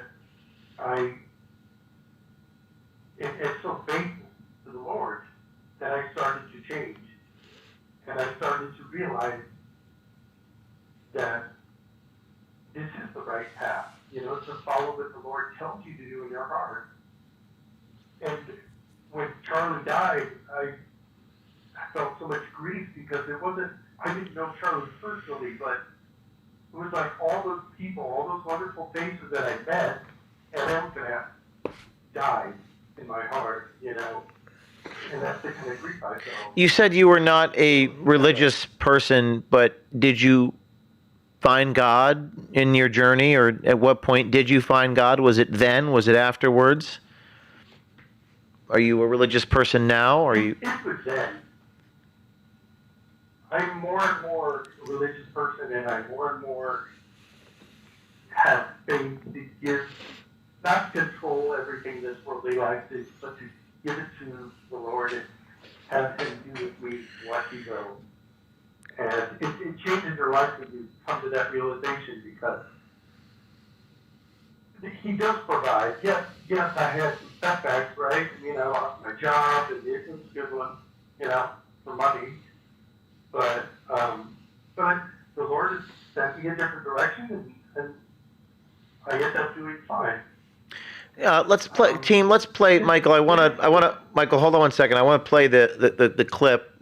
This was really moving, and some of the most moving things I've seen come from people like you who are not trained public speakers. You just speak from the heart. In fact, it's more moving than trained public speakers. So if we could just play this clip from AmFest, Charlie Kirk's America Fest, Turning Point USA 2024. Michael Greco from Disney coming on stage. you could play the clip, please. This is you, Michael. And the other guys on stage. Now Disney fired this man. They fired him for bringing forth these revelations. He's a hero. I worked at Disney for 6 years. And I was a software engineering manager. And what I did over there increased their operational efficiency, right? I was saving them money. I was doing the good work, right? Trying to help my company. But then I started to discover what they were actually doing with the money that I was saving. They were supporting organizations that are transitioning young children. Wood chipper. Young children, once they're in this, transitioning into the LGBT community, they will never be the same. They are destroying our children. They fought hard against the Parental Rights Act that Governor DeSantis put in to keep parents to have rights over their children, right? They fought against banning teachers from indoctrinating our children into the LGBT community. And for that, they retaliated. They fired me. They didn't even pay me my bonus. Hey, pause the video for a second. We're going to watch the rest of this, but they just, Mike, real quick, I'm going to watch the rest of this, but you're on stage. You say that they fired you and they retaliated against you. They just walked you out of Disney headquarters, or just tell us how that worked. Because you paid a price for exposing this. What was that price? Did they give you 2 weeks pay, or what happened? No, they didn't give me anything. They walked me out. I lost my bonus, right? So their fiscal year ends in October. This happened after October. I worked an entire year, had excellent results, no bonus, right? And I even contacted them and talked to them about it. Said, look, I talked to my own boss. Said, look, you guys owe me a bonus. I worked the entire year. No, we don't get bonuses. People are gone, and they're like, oh, okay, whatever. But I'll just take that. It's those are small things, James. I mean, yeah, I was scared in the beginning, because here I am, just looking for a job again, and I'm not super young anymore, right? So I'm like, how am I going to do this? But it was scary in the beginning, but I started to trust whatever the Lord wants for me, and it's going to happen. So let's watch the rest of this. Let's watch the rest of these remarks that you gave on stage. Go ahead. Disney has no right to interfere with a parent and their children.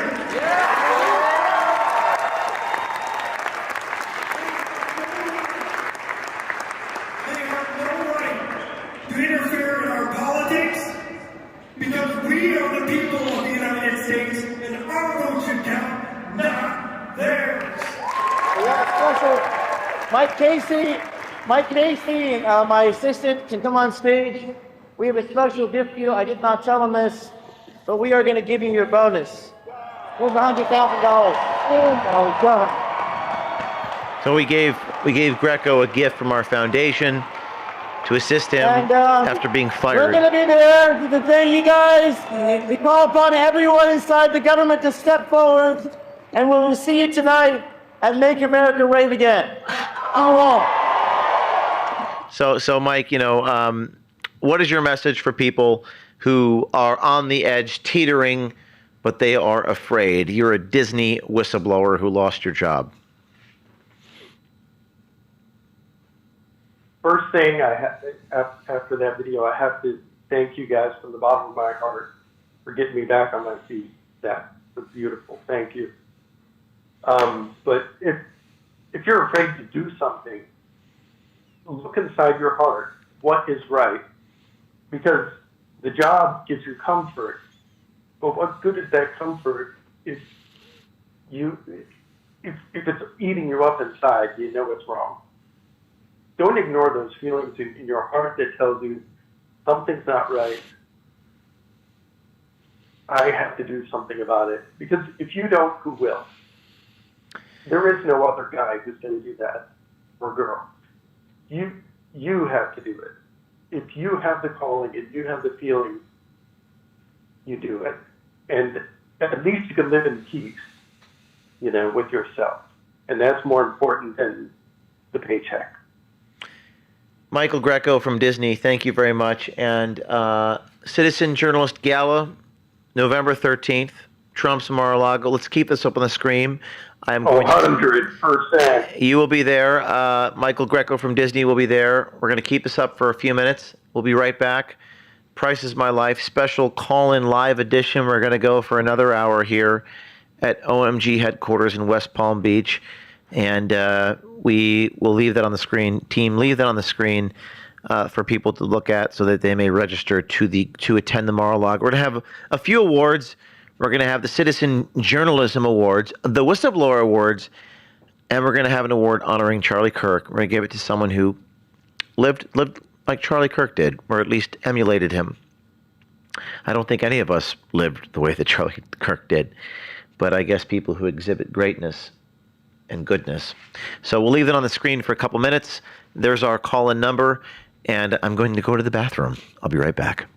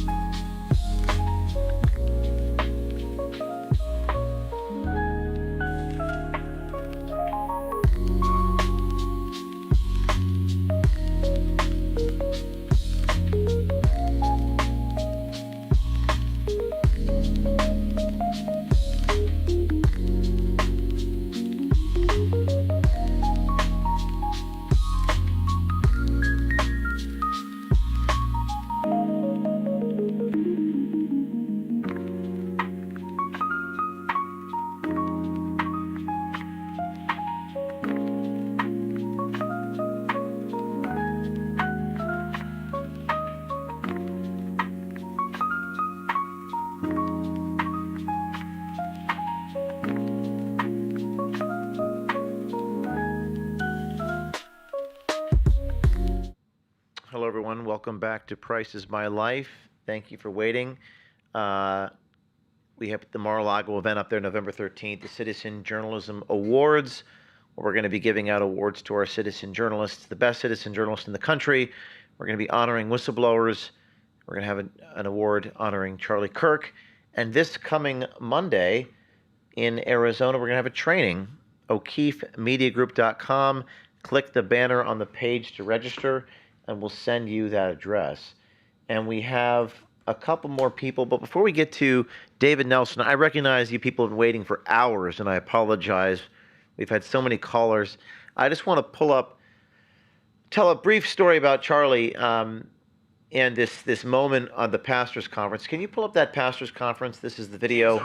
Yeah, this is a clip. Charlie, many of you may not know this, but Charlie was really behind the scenes helping me. And after I was fired from Project Veritas, Charlie, in fact, called my board members and tried to talk sense into them. And shortly after this happened, he brought me to this Turning Point Faith, brought me on stage, and prayed for me. And he was incredible how many things he did for so many people. He helped so many people behind the scenes, in addition to being a public face. He had a 3-hour show. He ran a $100 million nonprofit. He was a political community organizer. He helped in the transition team on the Trump administration, and he was helping people behind the scenes, and he was a power broker. Charlie Kirk acted as a kind of mirror to all of us. And this is a moment from San Diego. Just play this clip and pause it, and I'll talk about it. Go ahead. Many of you know him. And I want us to pray for James O'Keefe and show him some encouragement. This is a truth teller. He has exposed every major demonic power center in the country. Pfizer, he's DHS, you name it. But James, come on up here. Give some support for James O'Keefe. Pause. You know, Charlie, there are some things I won't say, nothing bad, but certain things in confidence that him and I had conversations about privately. Charlie we work out together in Arizona where he lived. But one of the things he did say to me was something to the effect of the amount of demonic attacks or spiritual attacks against people who do this type of work. It's been nutty, crazy, actually. Spiritual crap that we've had to put up with. And I'm going to call an audible live on the air and we'll publish this, tomorrow or something like that. Maybe tomorrow. But in the meantime, Andrew, can you cue up that clip while you're playing this one of the carve the heart out and eat it? Could you pull that up for a minute? Because Charlie Kirk was calling my board, trying to talk sense into them. He was doing this to help me, to help expose the evil. And I believe we do have that clip from the deposition most recently, just to add some context to that. And maybe while you're looking up that clip, play the rest of this to give you a minute, because I want to tell the world about the board member saying he wants to carve my heart out and eat it, which is so gross and so demonic that I have no words. But play the rest of this Pastor Summit clip.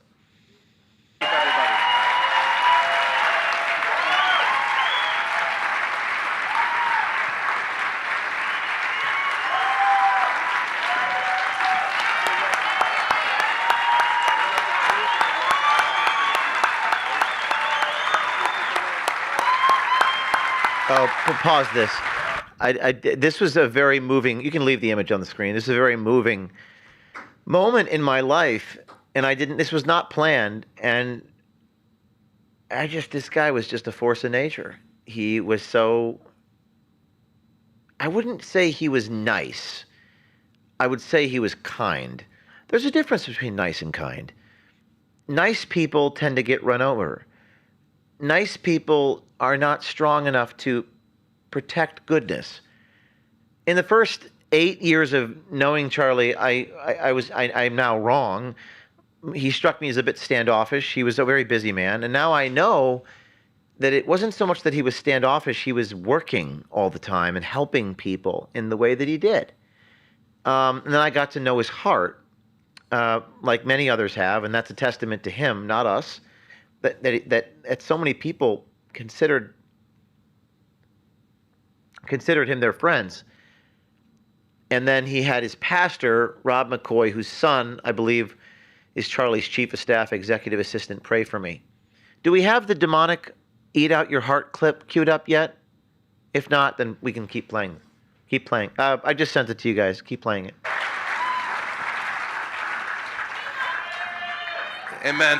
I just told James he's among folks who love him. Amen. Would you all stand as we come into the presence of the Lord? James, as I was preparing to pray for you, God gave me Mark chapter 9, a man with a demon-possessed child. And he would throw himself in the fire, and he just said, Lord, help him. He said, if you believe, you can do all things. And he said to the Lord, Lord, help my unbelief. And I know you're at a place where you're struggling with that. It'll be resolved.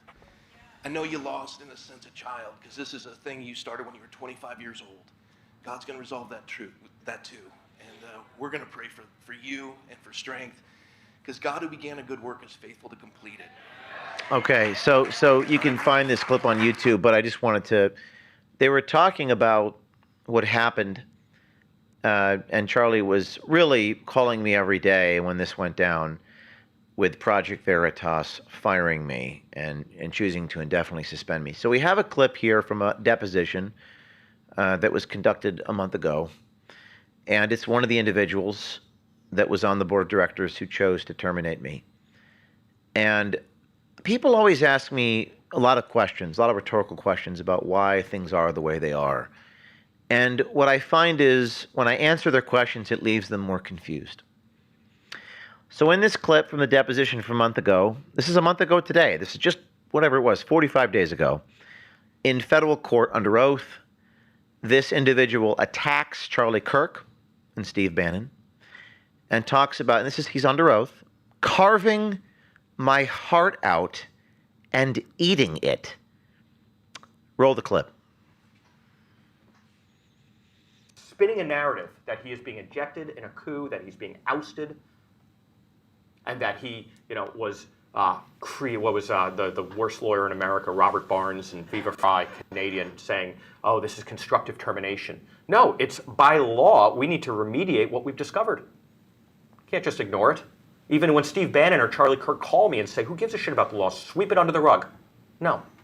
What did you say? I said you want to carve out his heart and eat it in front of him. Pause. Okay. Yeah, that was the quote. Pause. I want to carve out his heart and eat it. I told my team this past week, one of our mottos is shame the devil. The price is my life, shame the devil. A lot of people say, we're going to play the rest of this clip in a second. A lot of people say, well, the devil, I don't believe in the devil. And that's an honest response. I don't believe in the devil. One of my takeaways from what's happened over the last week is that I think now people will start believing in the devil. I think you're going to have people start actually believing the devil is real. And the devil can be shamed. Isn't that the mission? To expose evil, to shine a light on evil? It's always the good guys that seem to be crucified, to be targeted, to be attacked. It never seems to be the devil that seems to be attacked. So the mission then is to shame the devil, to expose evil, to expose knavery. As I said last week. Let's play this clip again. Let's play it from when he talks about carving out the heart and eating it. Who says that? I'm not creative enough to come up with this. But this isn't just some guy spouting in a comment section. No, this is a board member in a deposition attacking Charlie Kirk and talking about carving out my heart and eating it. Play the clip. What did you say? I said you want to carve out his heart and eat it in front of him. Play that again because it kind of broke. It broke up over the live stream. Just play that one more time so the audience can hear it. You want to carve out his heart and eat it in front of them. Okay. Yeah, that was a quote. Again, flippant metaphorical comment. Who did you say that to? I said that to staff at some point, when everybody was like basically upset about the lies they were reading about all of us themselves. And I said, this is a psych vampire. This is a monstrous person. So like this is, metaphorically, you got to carve out the heart of somebody like this. Wow. And it dawned upon me that what this individual was talking about was himself.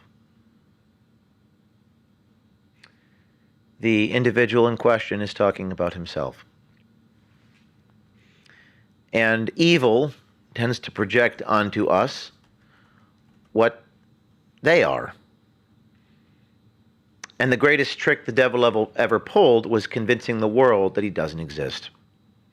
The greatest trick the devil ever pulled was convincing the world that he doesn't exist.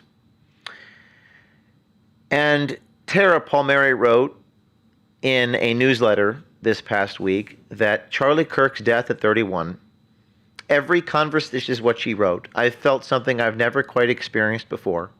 Every conversation with friends, acquaintances, family, even strangers circle back to Charlie Kirk.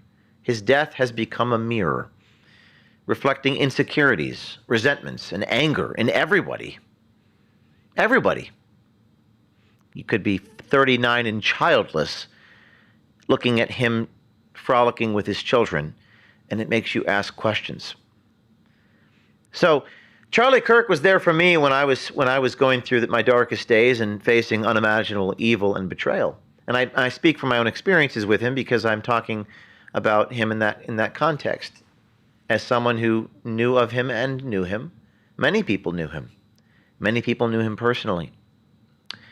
And I'm very grateful for the goodness that I saw in him. And I contrast that with the evil that we fight. We continue to fight. And we'll isolate that clip and put it on the internet. And we will shame the devil. Speaking of shaming the devil, is David Nelson still on the air? David Nelson from the IRS, Internal Revenue Service, that blew the whistle on the IRS. Do we still have him on the line? I'm here. I want to thank you all for waiting literally hours to call into the show. We did not really have scheduled times for all of you. My apologies, but thank you for your patience and your grace. David Nelson, whistleblower against the IRS, exposing what was happening within the IRS, the antiquated systems. David, you've paid a price. What is your reaction to the death of Charlie Kirk as a brave person who's exposed the truth and taken action?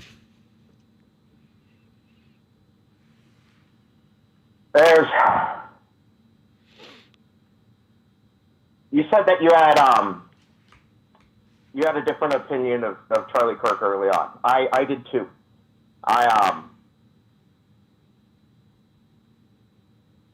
And even now, I still view him as like the Mr. Rogers of the right. He's the goodness and reasonableness.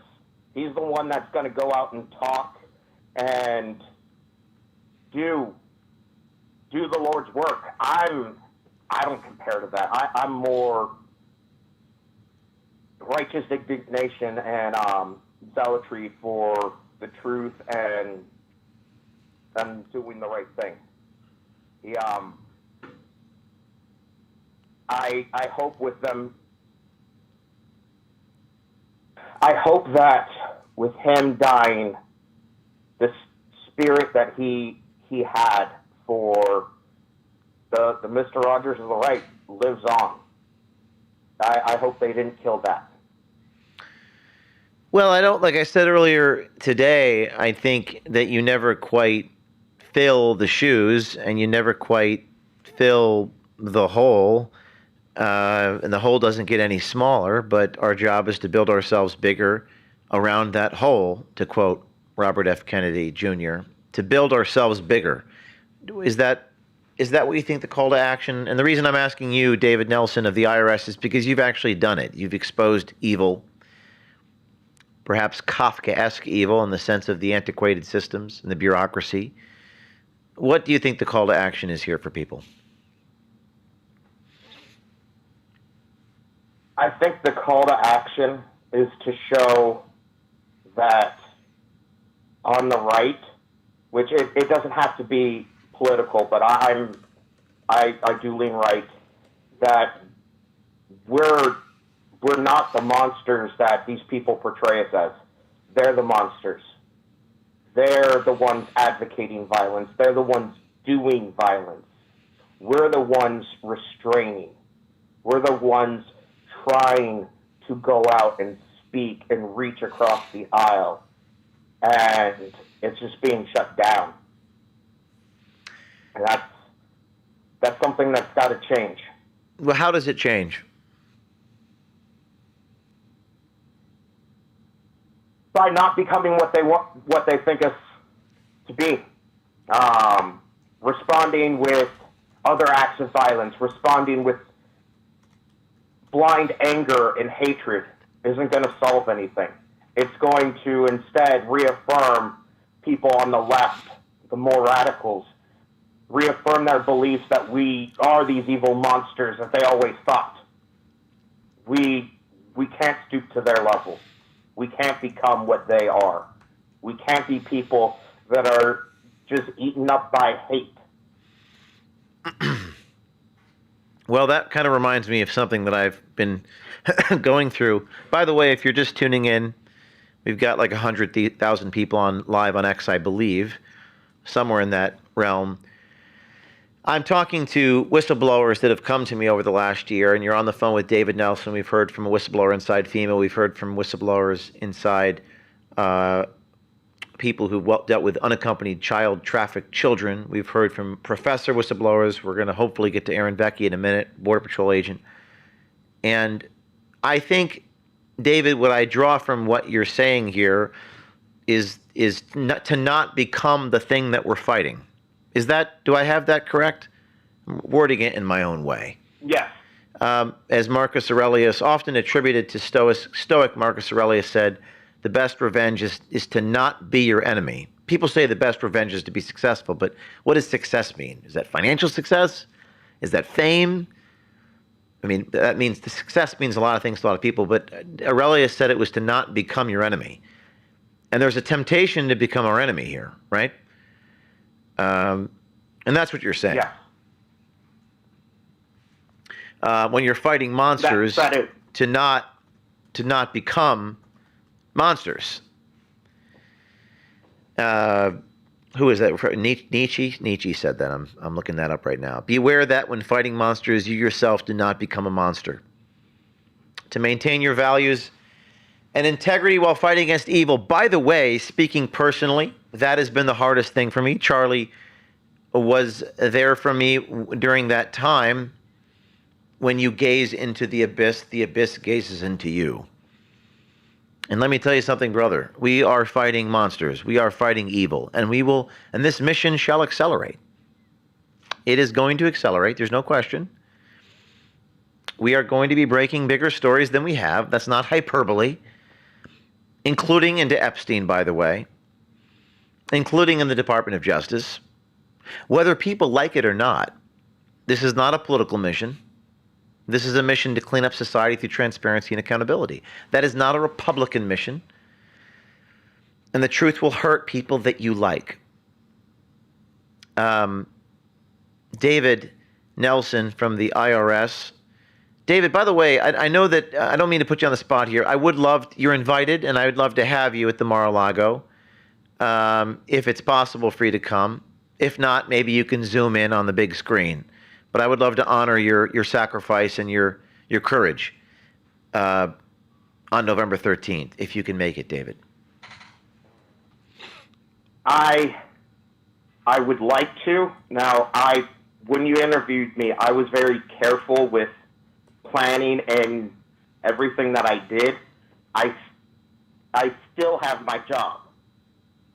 It's tenuous. I followed everything to the letter. You can find so much that is whistleblowing for the government. They end up publishing publicly and don't realize it. So I had publicly available citations for everything I talked to you about. but because I'm still a federal employee, I have to get approved by federal ethics that I'm not going based on my position, but based on the information that I shared as a citizen journalist. And that's really inspiring to people. Information I shared, but not my position. And that's really inspiring people that you're doing it by the book. You did not lose your job, but you were still extraordinarily brave because it could have gone a different way. So we'll talk about this, but either way, David, thank you for calling into the show here. The Price is My Life. Thank you for your courage exposing the IRS. Could I give you an update? What's that? Could I give you an update? We'd love that, please. It's kind of big. Go ahead. And I got some help from a few people on X, at Sippy Cup 2 and at I Am Miss Jinxed. They were able to get me in contact with the chief of staff of a member of the Ways and Means Committee. I am waiting for a phone call on internal whistleblowing stuff that I've done separately from speaking to you on a number of issues. And if people, now with federal emails, the subject line is not considered sensitive but unclassified. It's more or less considered public because that can get intercepted. Just the internal parts of the email are encrypted. But sharing the title of an email would not be a violation of any kind of federal rules. So if anyone is interested in FOIA, maybe check out an email RE space WS2 space 2021 space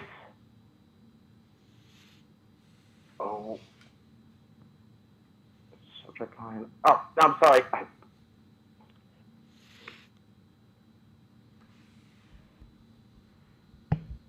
Oh, it blanked out. It was space 2021 reply space referral 10566, and then I'm having problems reading the. Hey, rest. David, let me, I will definitely promote this to my audience, but right now we've got a couple people want to get on the air, and I want to do justice to them. So we will post what you're saying because I don't think people can follow it, reciting it. But I want everyone to know just how brave David is as an employee with the IRS. He did not lose his job. But we got people that have been waiting for hours, and I appreciate your patience. Thank you, David Nelson. Is Aaron Vecchi on the air, on the line?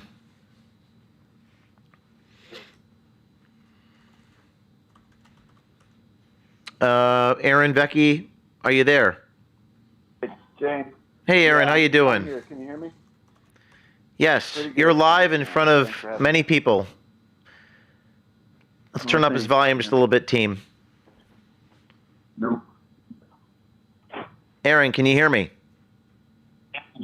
Yes, I hear you. Okay. Aaron Vecchi, Border Patrol agent, whistleblower, also did not lose your job, but you could have. And you were here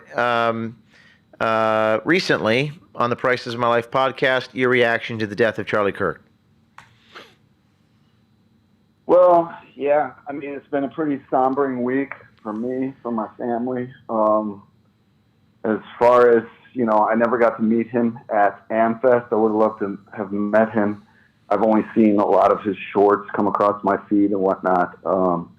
So I think as the week's gone on, and there's been a lot of media through social, through social platforms, it strikes me that the attacks that he's under, that how they've kind of slandered him and suggested that he's hateful and a bigot and a racist. When you see the shorts that I've seen, when I've when I've dug into seeing what he's done on campus, on the campuses throughout the country, it's it's a stark contrast the way they paint him, and it's sobering, because you think, what else can you do as a Christian other than what he's done? You know, I think he's been a good representation of what a Christian should be like in public forum. And Aaron, you talked about the religion of apathy that people feel. You call it the religion of apathy, which paraphrasing what you told me in Arizona when we went to the desert with Monica, was that people seem to just almost get offended when other people do great things. It's like, why are you speaking up? You're making me feel bad about my do nothingness. How do we change that? You know, I mean, I've given a lot of thought and kind of echoing what other guests, especially Michael. You have to, I think you have to do stuff, obviously, and that stuff has to start probably at home, most importantly. I think, you know, having grown up as a Christian, I do know that there is a tendency to want to pluck the splinter out of your brother's eye before removing the plank from your own. And I think that you have to start at the home and work your way out. And I think that Charlie definitely embodied that. I mean, he took it, he was obviously burning for the Lord, and he took his ideas to people, and he didn't try to diagnose them and try to beat them over the head with Scripture. He presented it in a way that he thought, this is where society will be better if we're a little bit more Christ-like in our personal lives, in our public lives. And yeah, I mean, I think that call to movement, you were talking about the devil's greatest trick on humanity. I think I've started to kind of realize that maybe the greatest trick is convincing Christians that the rapture's right around the corner, you know? And maybe it's not around the corner. And maybe what saved our country, what saved this planet from like 500 years of darkness is getting out.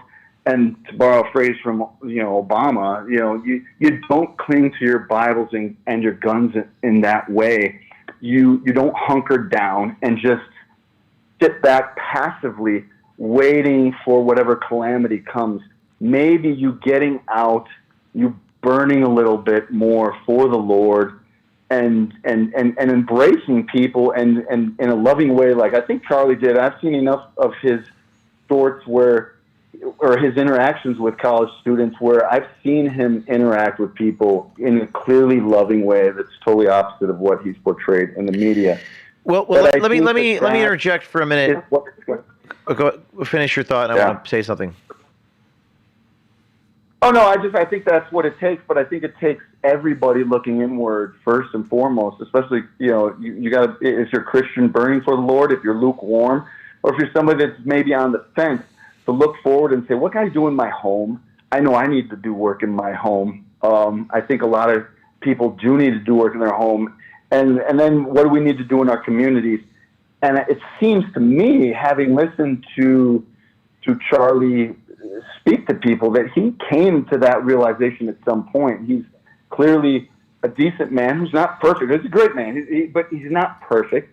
But he realizes that, and when he talks to people, that comes through. He's not sitting there, you're going to burn in hell, He didn't do that. Well, and let me interject, Aaron, for a second, and we'll keep talking about this, but I wanted to have share with you my feeling when you said something 2 minutes ago, and we're in front of a lot of people right now. You said something that, the rapture is coming and people are waiting, and I quoted I quoted Alinsky earlier, which is this idea that, well, let me wait until I become a millionaire and then I'll make a difference. Or if you're a Catholic, let me wait to become a cardinal. Or how about when I become Pope? Or I'll go and work on Goldman Sachs, make a lot of money, and then I'll be charitable. Well, the problem is a lot happens when you become a millionaire. You get the mansion and you get the mortgage, and there's something in you, and just I'm going to keep repeating myself. I'm live with Aaron Vecchi, the Border Patrol agent. All the people that I've spoken to today are not just commentators. You may not know their names. They may not be famous in the traditional way. There are men who've done great deeds and women who've done great deeds. As Dan Borston says, a hero is a great man. A celebrity is known for his well-knownness, but a hero is known for his deeds. And you talked about Christianity, and I reread Dostoevsky's A Dream of a Ridiculous Man after Charlie died, because it reminded me of him. After Charlie died, and I'm just going to read a passage from Dostoevsky, the very ending of The Ridiculous Man. I have seen the truth. I've seen it, and the living image of it has filled my soul forever. This is what Dostoevsky writes. I have seen the truth, and the living image of it has filled my soul forever. And I have seen it in such perfection that I cannot believe that it is impossible for people to have it. Dostoevsky is talking about the truth, do unto others as you would have them do unto you, to love another person as we love ourselves, to be righteous, to be truthful, to be courageous.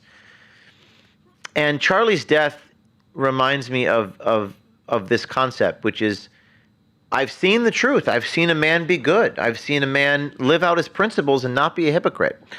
Dostoevsky writes, and this is the part that really gets me. He says, I've seen it.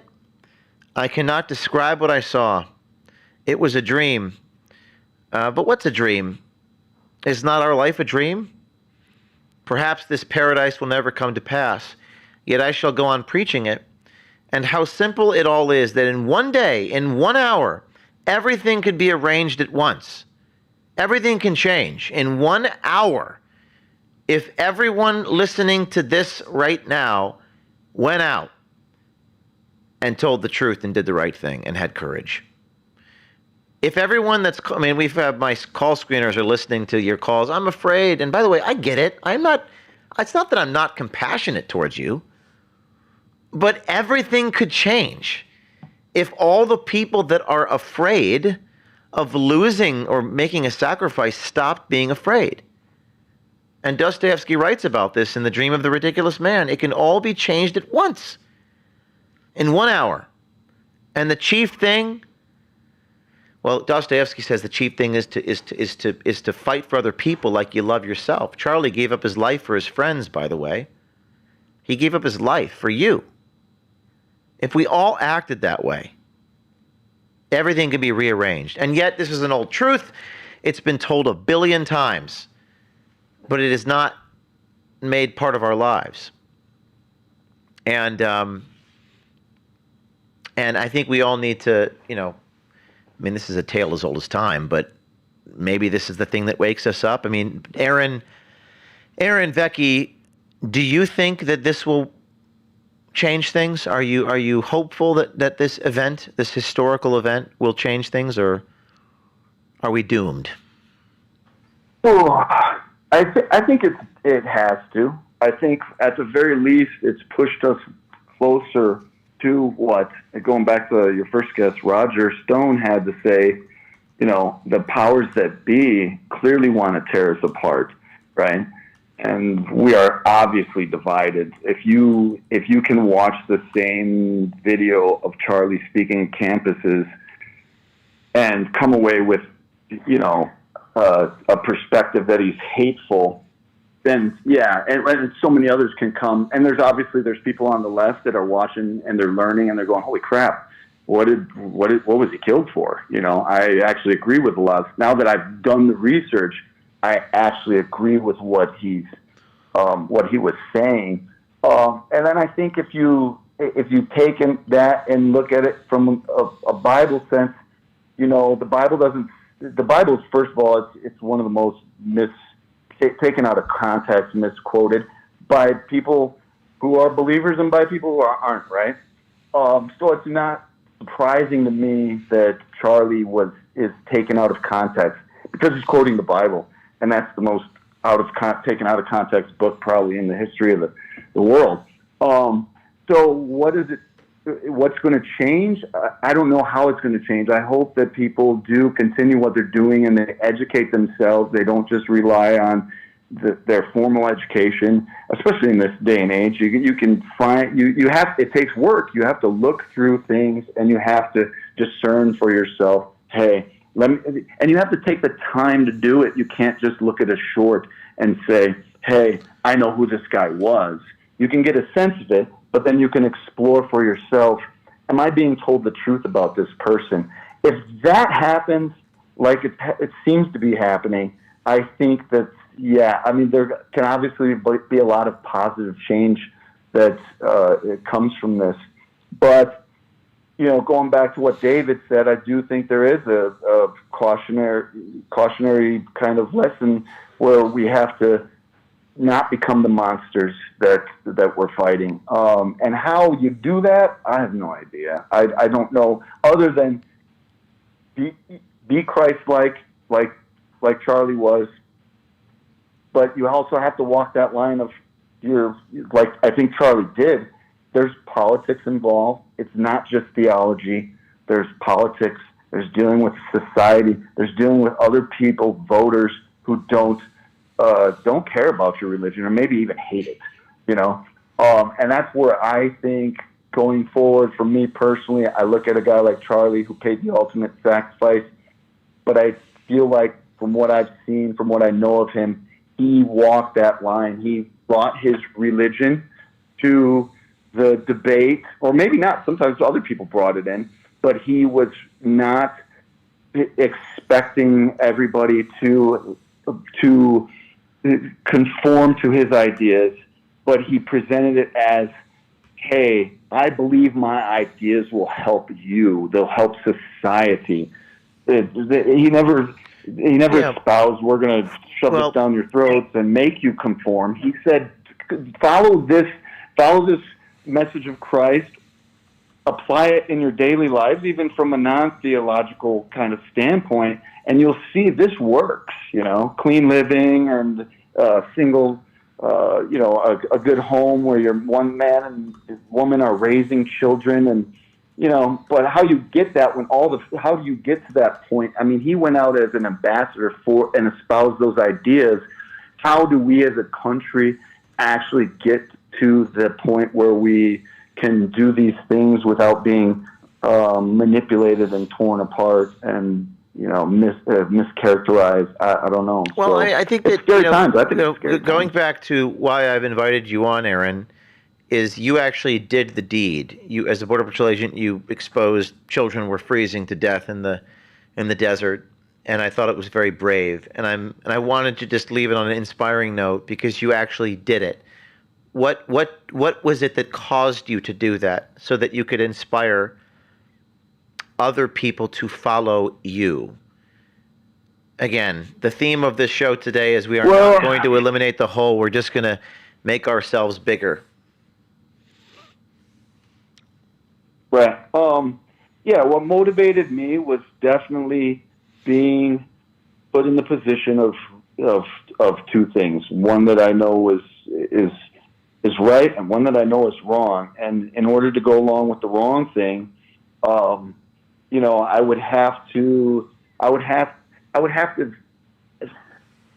couldn't do it, but it was a conversation with God where I realized maybe I could have sat quiet. Maybe I could have sat quiet because people would have said, "What are you doing, Becky? You're screwing up. You're going to blow your retirement. Isn't this too big of a risk? Think of your family." And I was thinking of my family, and I was talking to God. And in fact, I had a conversation with someone, my mother-in-law. We had a conversation, and she was worried about me going up the mountain. She used something along the lines of, "Aren't you going up against the mountain?" And I told her, I said, "Yeah, but if I don't go up against the mountain, it's going to be sitting on top of us one day, you know." So, and I think that's hard to understand when you're telling loved ones, "Hey, yeah, this is risky," but eventually the thing that we're afraid of fighting now head on is going to be sitting on top of your head, you know. And I am doing this because I love you guys. I believe that God wants me to do this. I do believe God called me to do it, and I believe a lot of guys aren't called to do it. So I've had to learn to forgive the people who weren't called to do it. That's that's important. Hey, That's important. Their time isn't now. That's important. Not everyone's called to do it, but a few are. I think Charlie said something to the effect of, let's find the people who are and empower them, and identify them and empower them. Speaking of, and Aaron, I got to run because speaking of people, we're going to go to a couple more callers. It's 7:30 on the East Coast. We've been going for almost 3 hours. I think we have someone on hold we'll go to in a second. But speaking of identifying and empowering... Can I just say something? You can say it, brother. You can say whatever you'd like. You're live. Yeah, I think it was Michael who touched on the fact of, and I just want to say something as your friend, somebody I consider us to be friends. I've been treated with so much respect from you and your team, and I've seen what he talked about, the encouragement, the positive encouragement behind the scenes, the praying. I often get asked, like, what do you think of James? What's his motivations?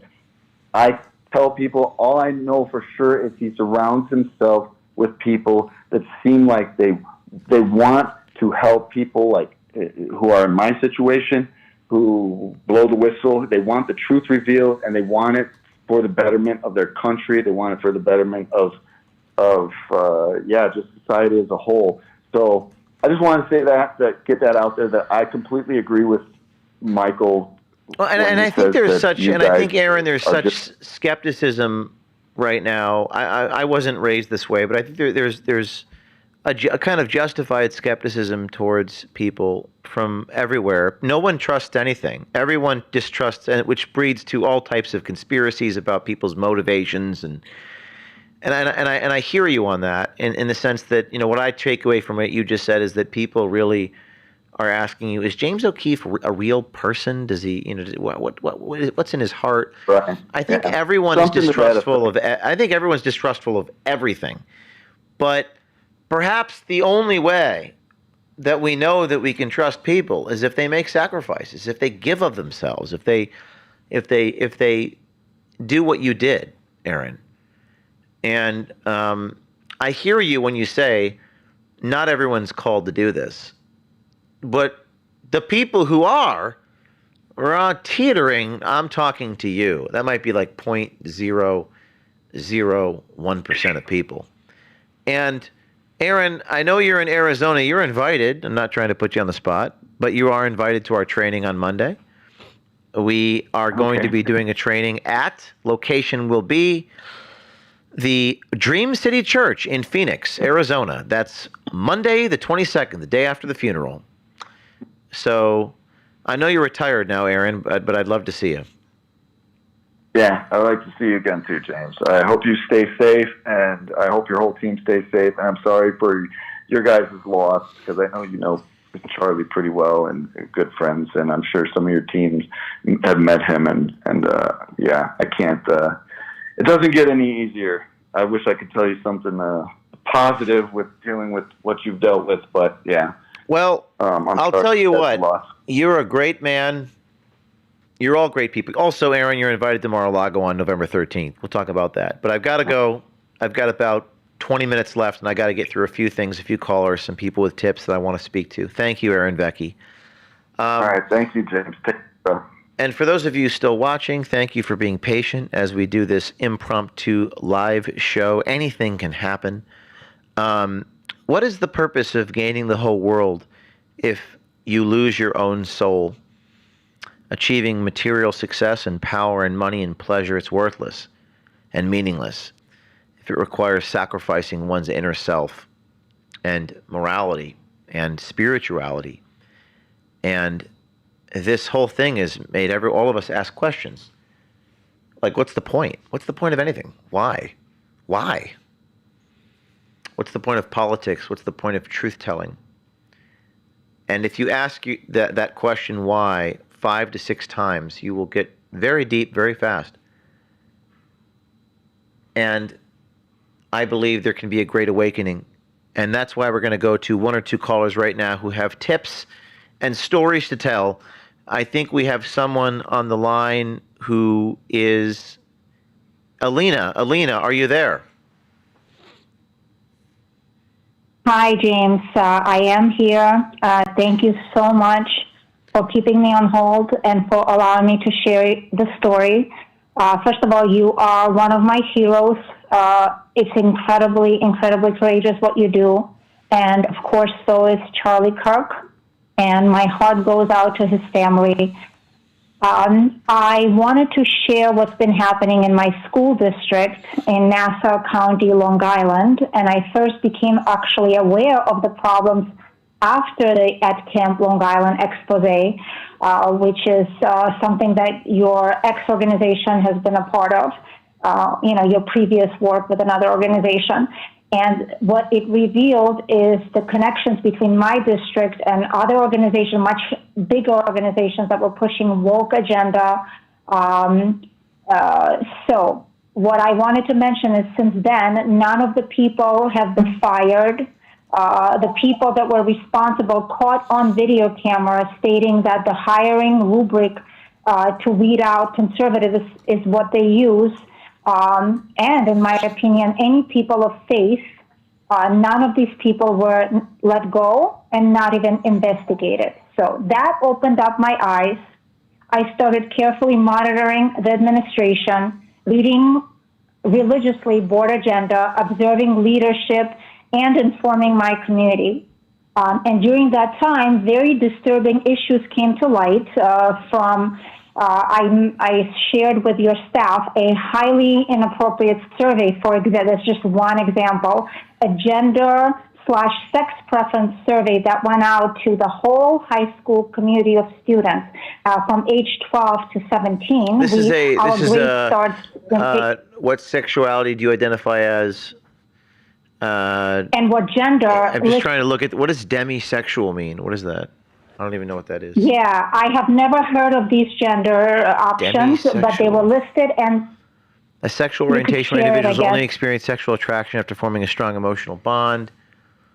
Aromantic asexual, eroshi. Never heard of that before. Yep.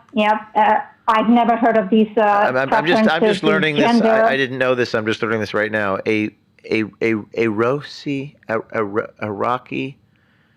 is a shorthand for aromantic asexual, identifying someone who experiences little to no romantic and sexual attraction. I mean, I don't even know what these terms are. I doubt these children.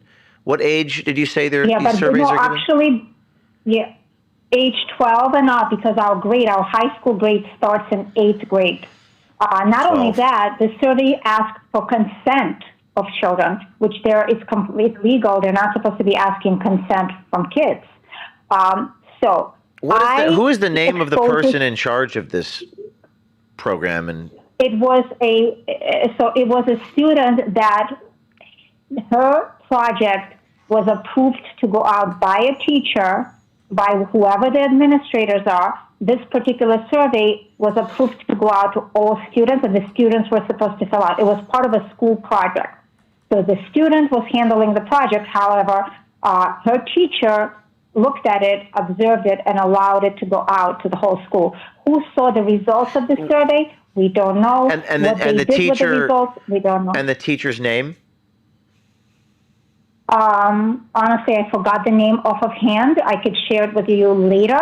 Well, what we need to do is to identify, like this is me providing some guidance, identify who that person is. We want to verify that information before we broadcast it, because we might have our facts wrong, and it's probably a good thing that you're not saying who it is. Absolutely. But we want to identify who that is. But I want to tell you what happened since then. Hold on. Once we identify, hold on, we're going to get to that. Once we identify who it is that allowed this to be given to a 12-year-old, which is, I think most of us agree, is probably wrong. We don't want children given these surveys. Once we identify who that is, we're going to put a microphone in their face.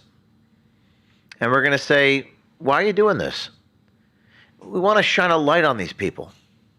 Now, what you guys are going to say is, well, James O'Keefe needs to go do it. You're not wrong. I am doing it. But I need you to do it too. So, and this is a rhetorical question to all of you out there, but it's a direct question to you. Who do you know who can do that in your life? Who's going to do that in this case? Right. So, was that a question for me? Yes. Alina. So thank you. I went, first of all, exposed this to the community. I went to board meetings, and many of us have gone to board meetings since then. There has been no accountability. Nobody got punished. We didn't even actually get a normal response as to what's going to happen and why it happened.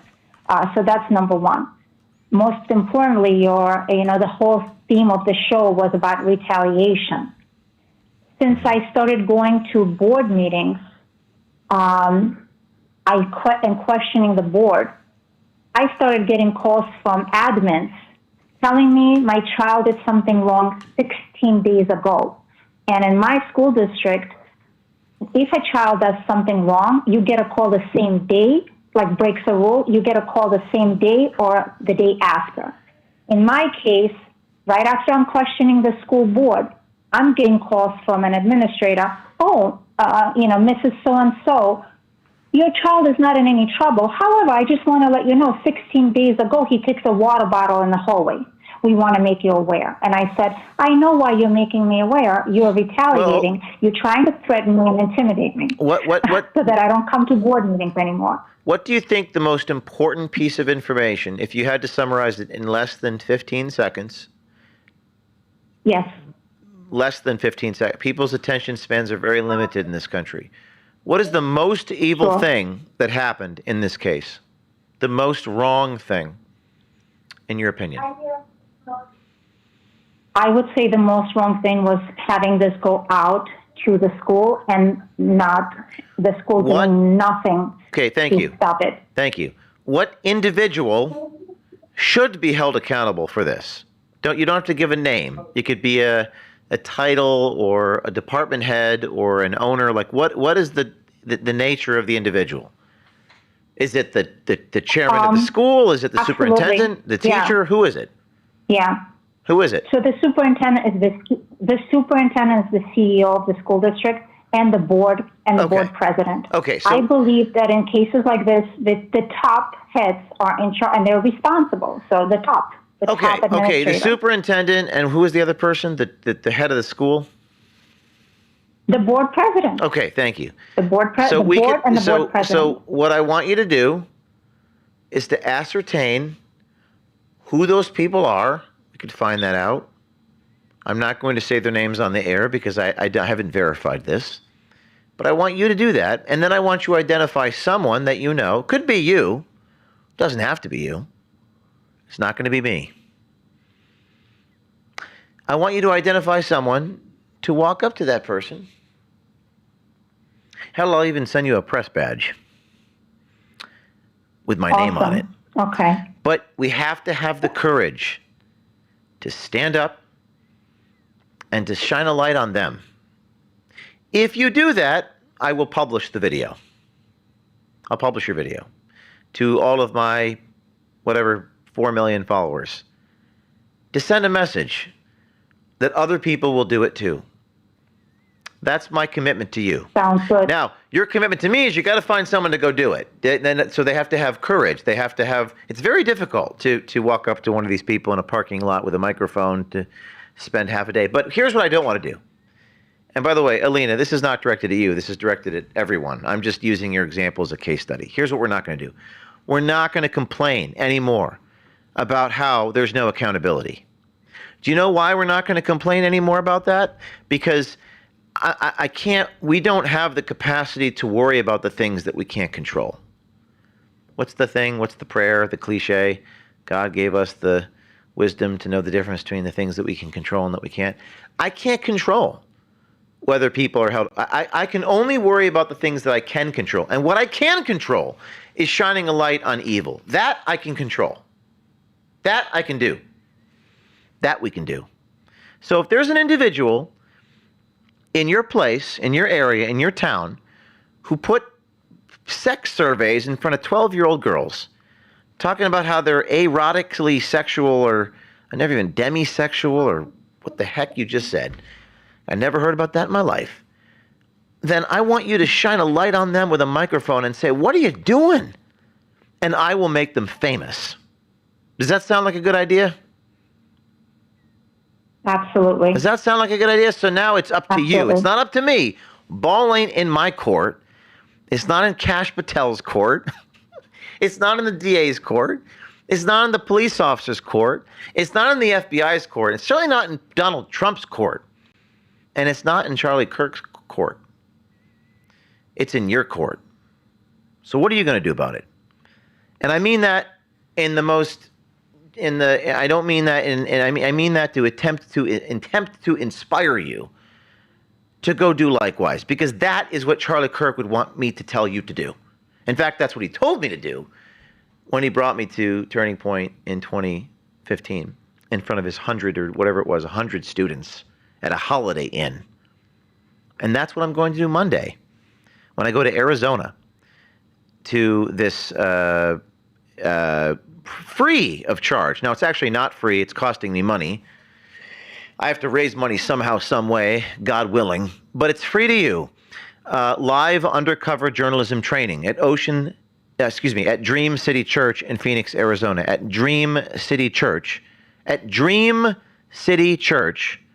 in Phoenix, Arizona. You can register on the link that we're going to be tweeting out. Yeah. And we're going to have security. So if you come to hurt me or threaten me, you will pay the ultimate price. We have security professionals who are assisting us. Undercover journalism training. And Alina, thank you for showing this to me and showing the world. It's very important that we have people like you out there who are the eyes and ears. So thank you, Alina, for calling. Thank you. Okay. We've been on the air for almost 3 hours, live. Price is My Life. And do we have another one? Someone who attended the Kirk Vigil?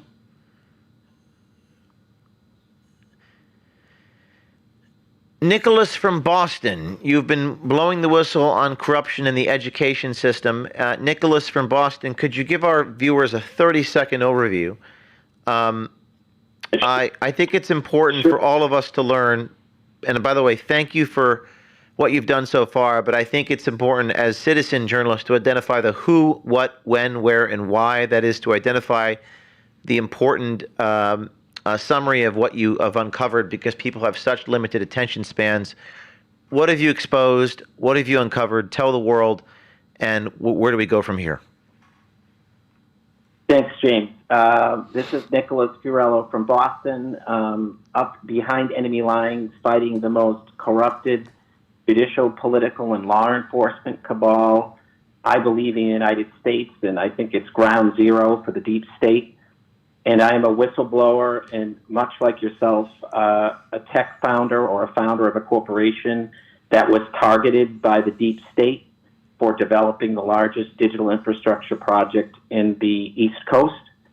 And when I did not bend a knee and do what the investors had said, who were controlled by the deep state, they went and ended up raiding my house with the municipal and the sheriffs in town to silence my whistleblowing activities about who they were. And they, in fact, then targeted my family.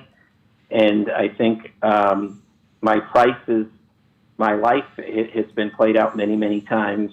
And I possess some of the most powerful weapons in the world, which is the absolute truth of who, what, when, and how. Many Americans, just like yourself, trying to spread the good word, and also with Charlie and the passing and his giving his life for the cause of the absolute truth, have been targeted by some of the most prolific, most evil.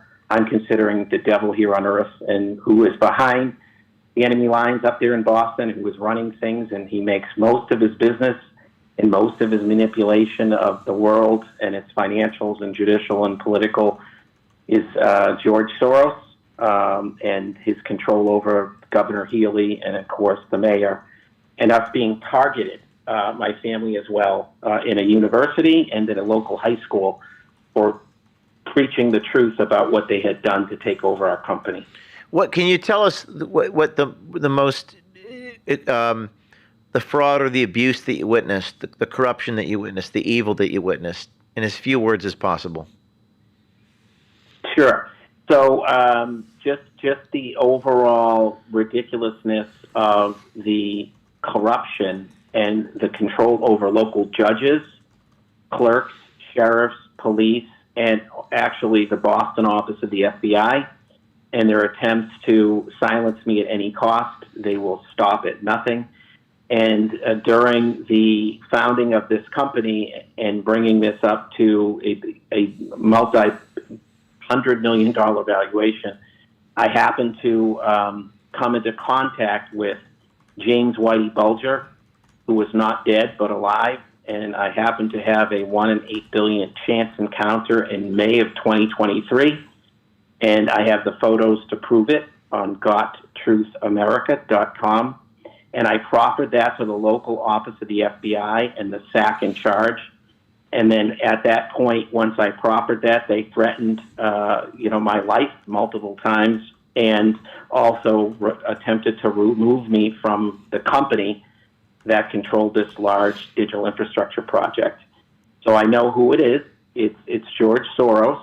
I know who he controls. It's the governor, Maura Healey, and the mayor, Michelle Wu, and certain political operatives on the ground, Thomas O'Neill and William DeBella in Connecticut, and actually Colonel Mon and the local police sheriffs and their attempts to raid my house, kick the doors in, and who let them in at the time was George Soros's left hand, the founder and top guy at Wikimedia at the time, and NPR News, Joseph Mattazzoni, and his alleged wife, who her father was the founder of Thermo Fisher. Okay, and all right.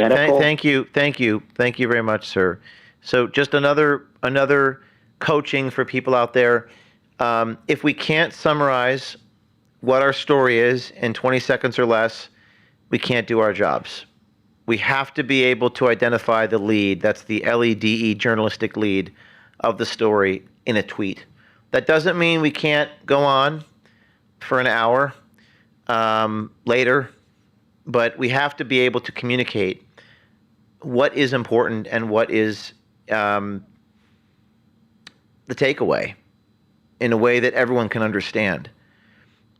And I'm doing this for all of you to demonstrate that, because we have to be better. We have to be able to communicate what the story is within the first 15 seconds, so that we literally go, OMG.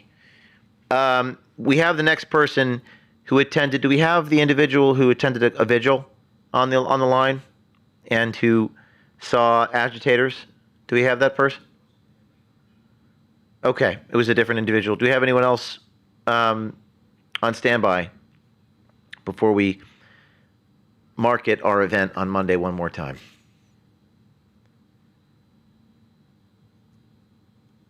If not, let's go to the Charlie. We're coming to a close here on The Price Is My Life live. If we could go back to any videos of me and Charlie that we didn't play. Yep.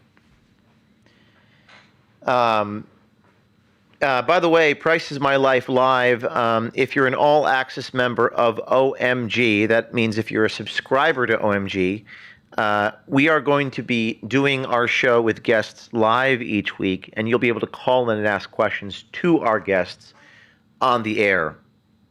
By the way, this is a clip from AmFest from last year. This is Tucker Carlson, Tim Pool, and myself.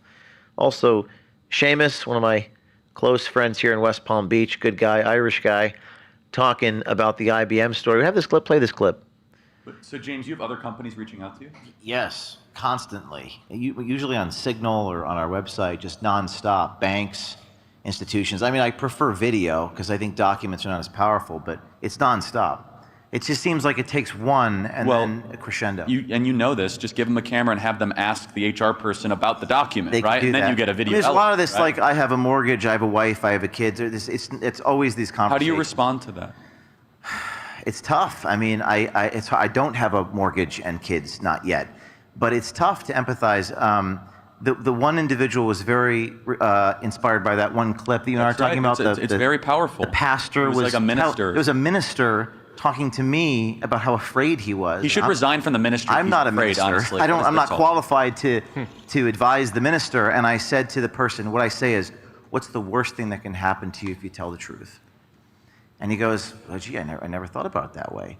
And this individual with an IBM had seen that clip and also saw the Elon Musk, F you Bob speech. And Elon Musk, IBM and Disney canceled advertising. So Charlie there, that's a very important moment, actually. Charlie said that minister needs to resign. I hate to put the minister on the spot, but that's Charlie's perspective. We're talking about this clip from Pittsburgh from 2023 where we asked the question, what are you so afraid of?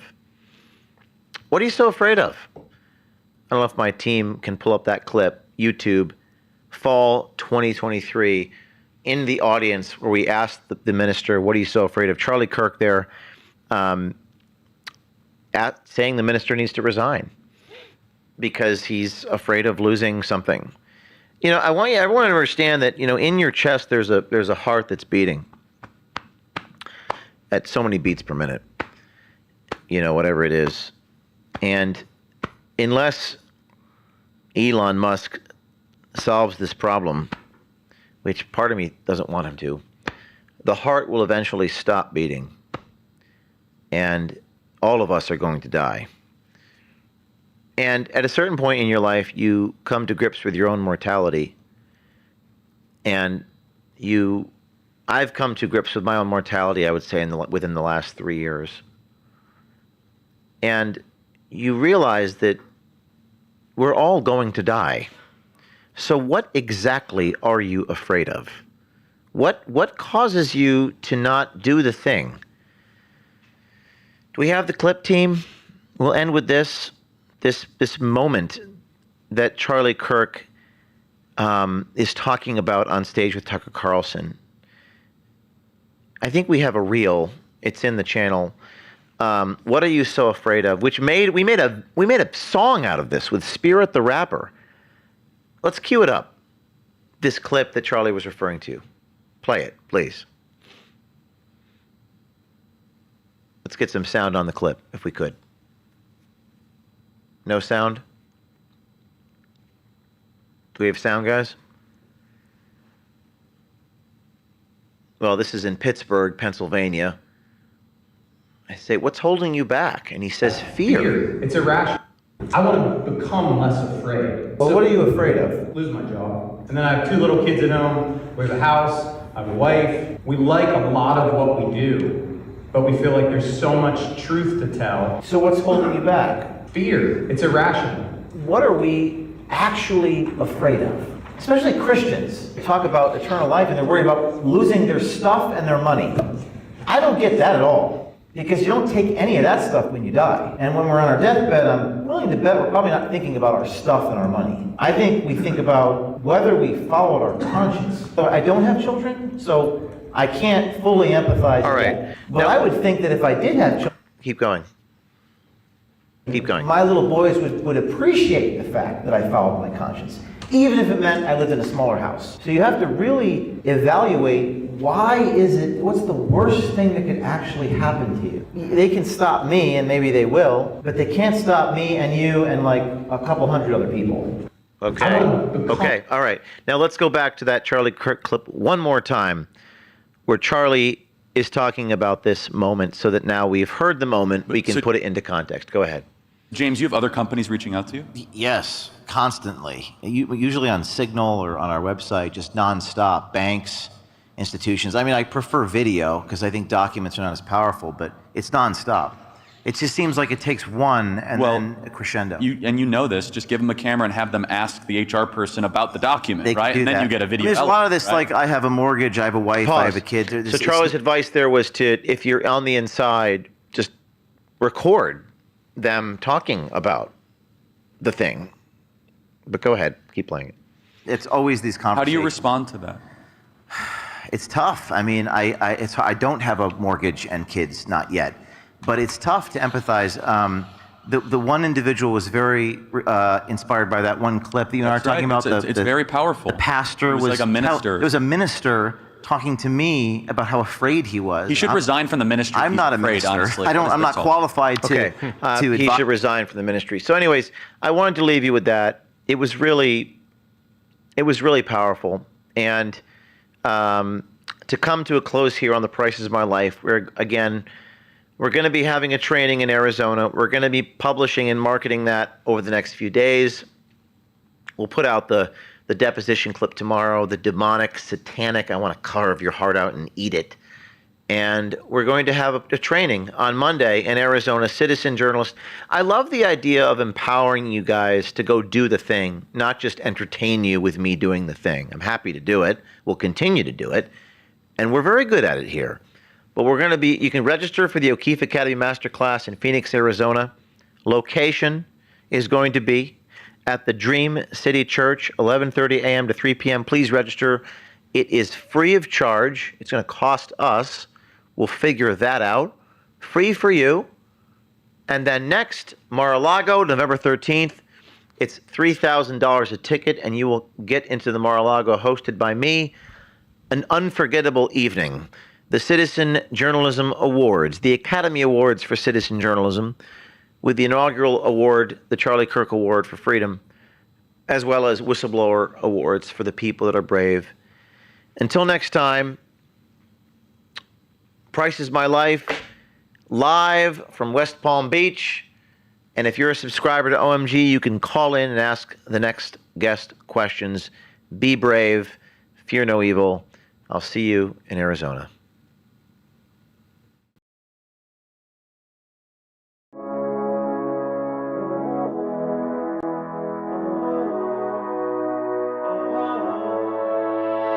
This morning, when I woke, I couldn't stop hearing teardrops on my ceiling, falling from the eyes of the beautiful angel I had slaughtered. Hold me, ignoring what you told me, only for a moment.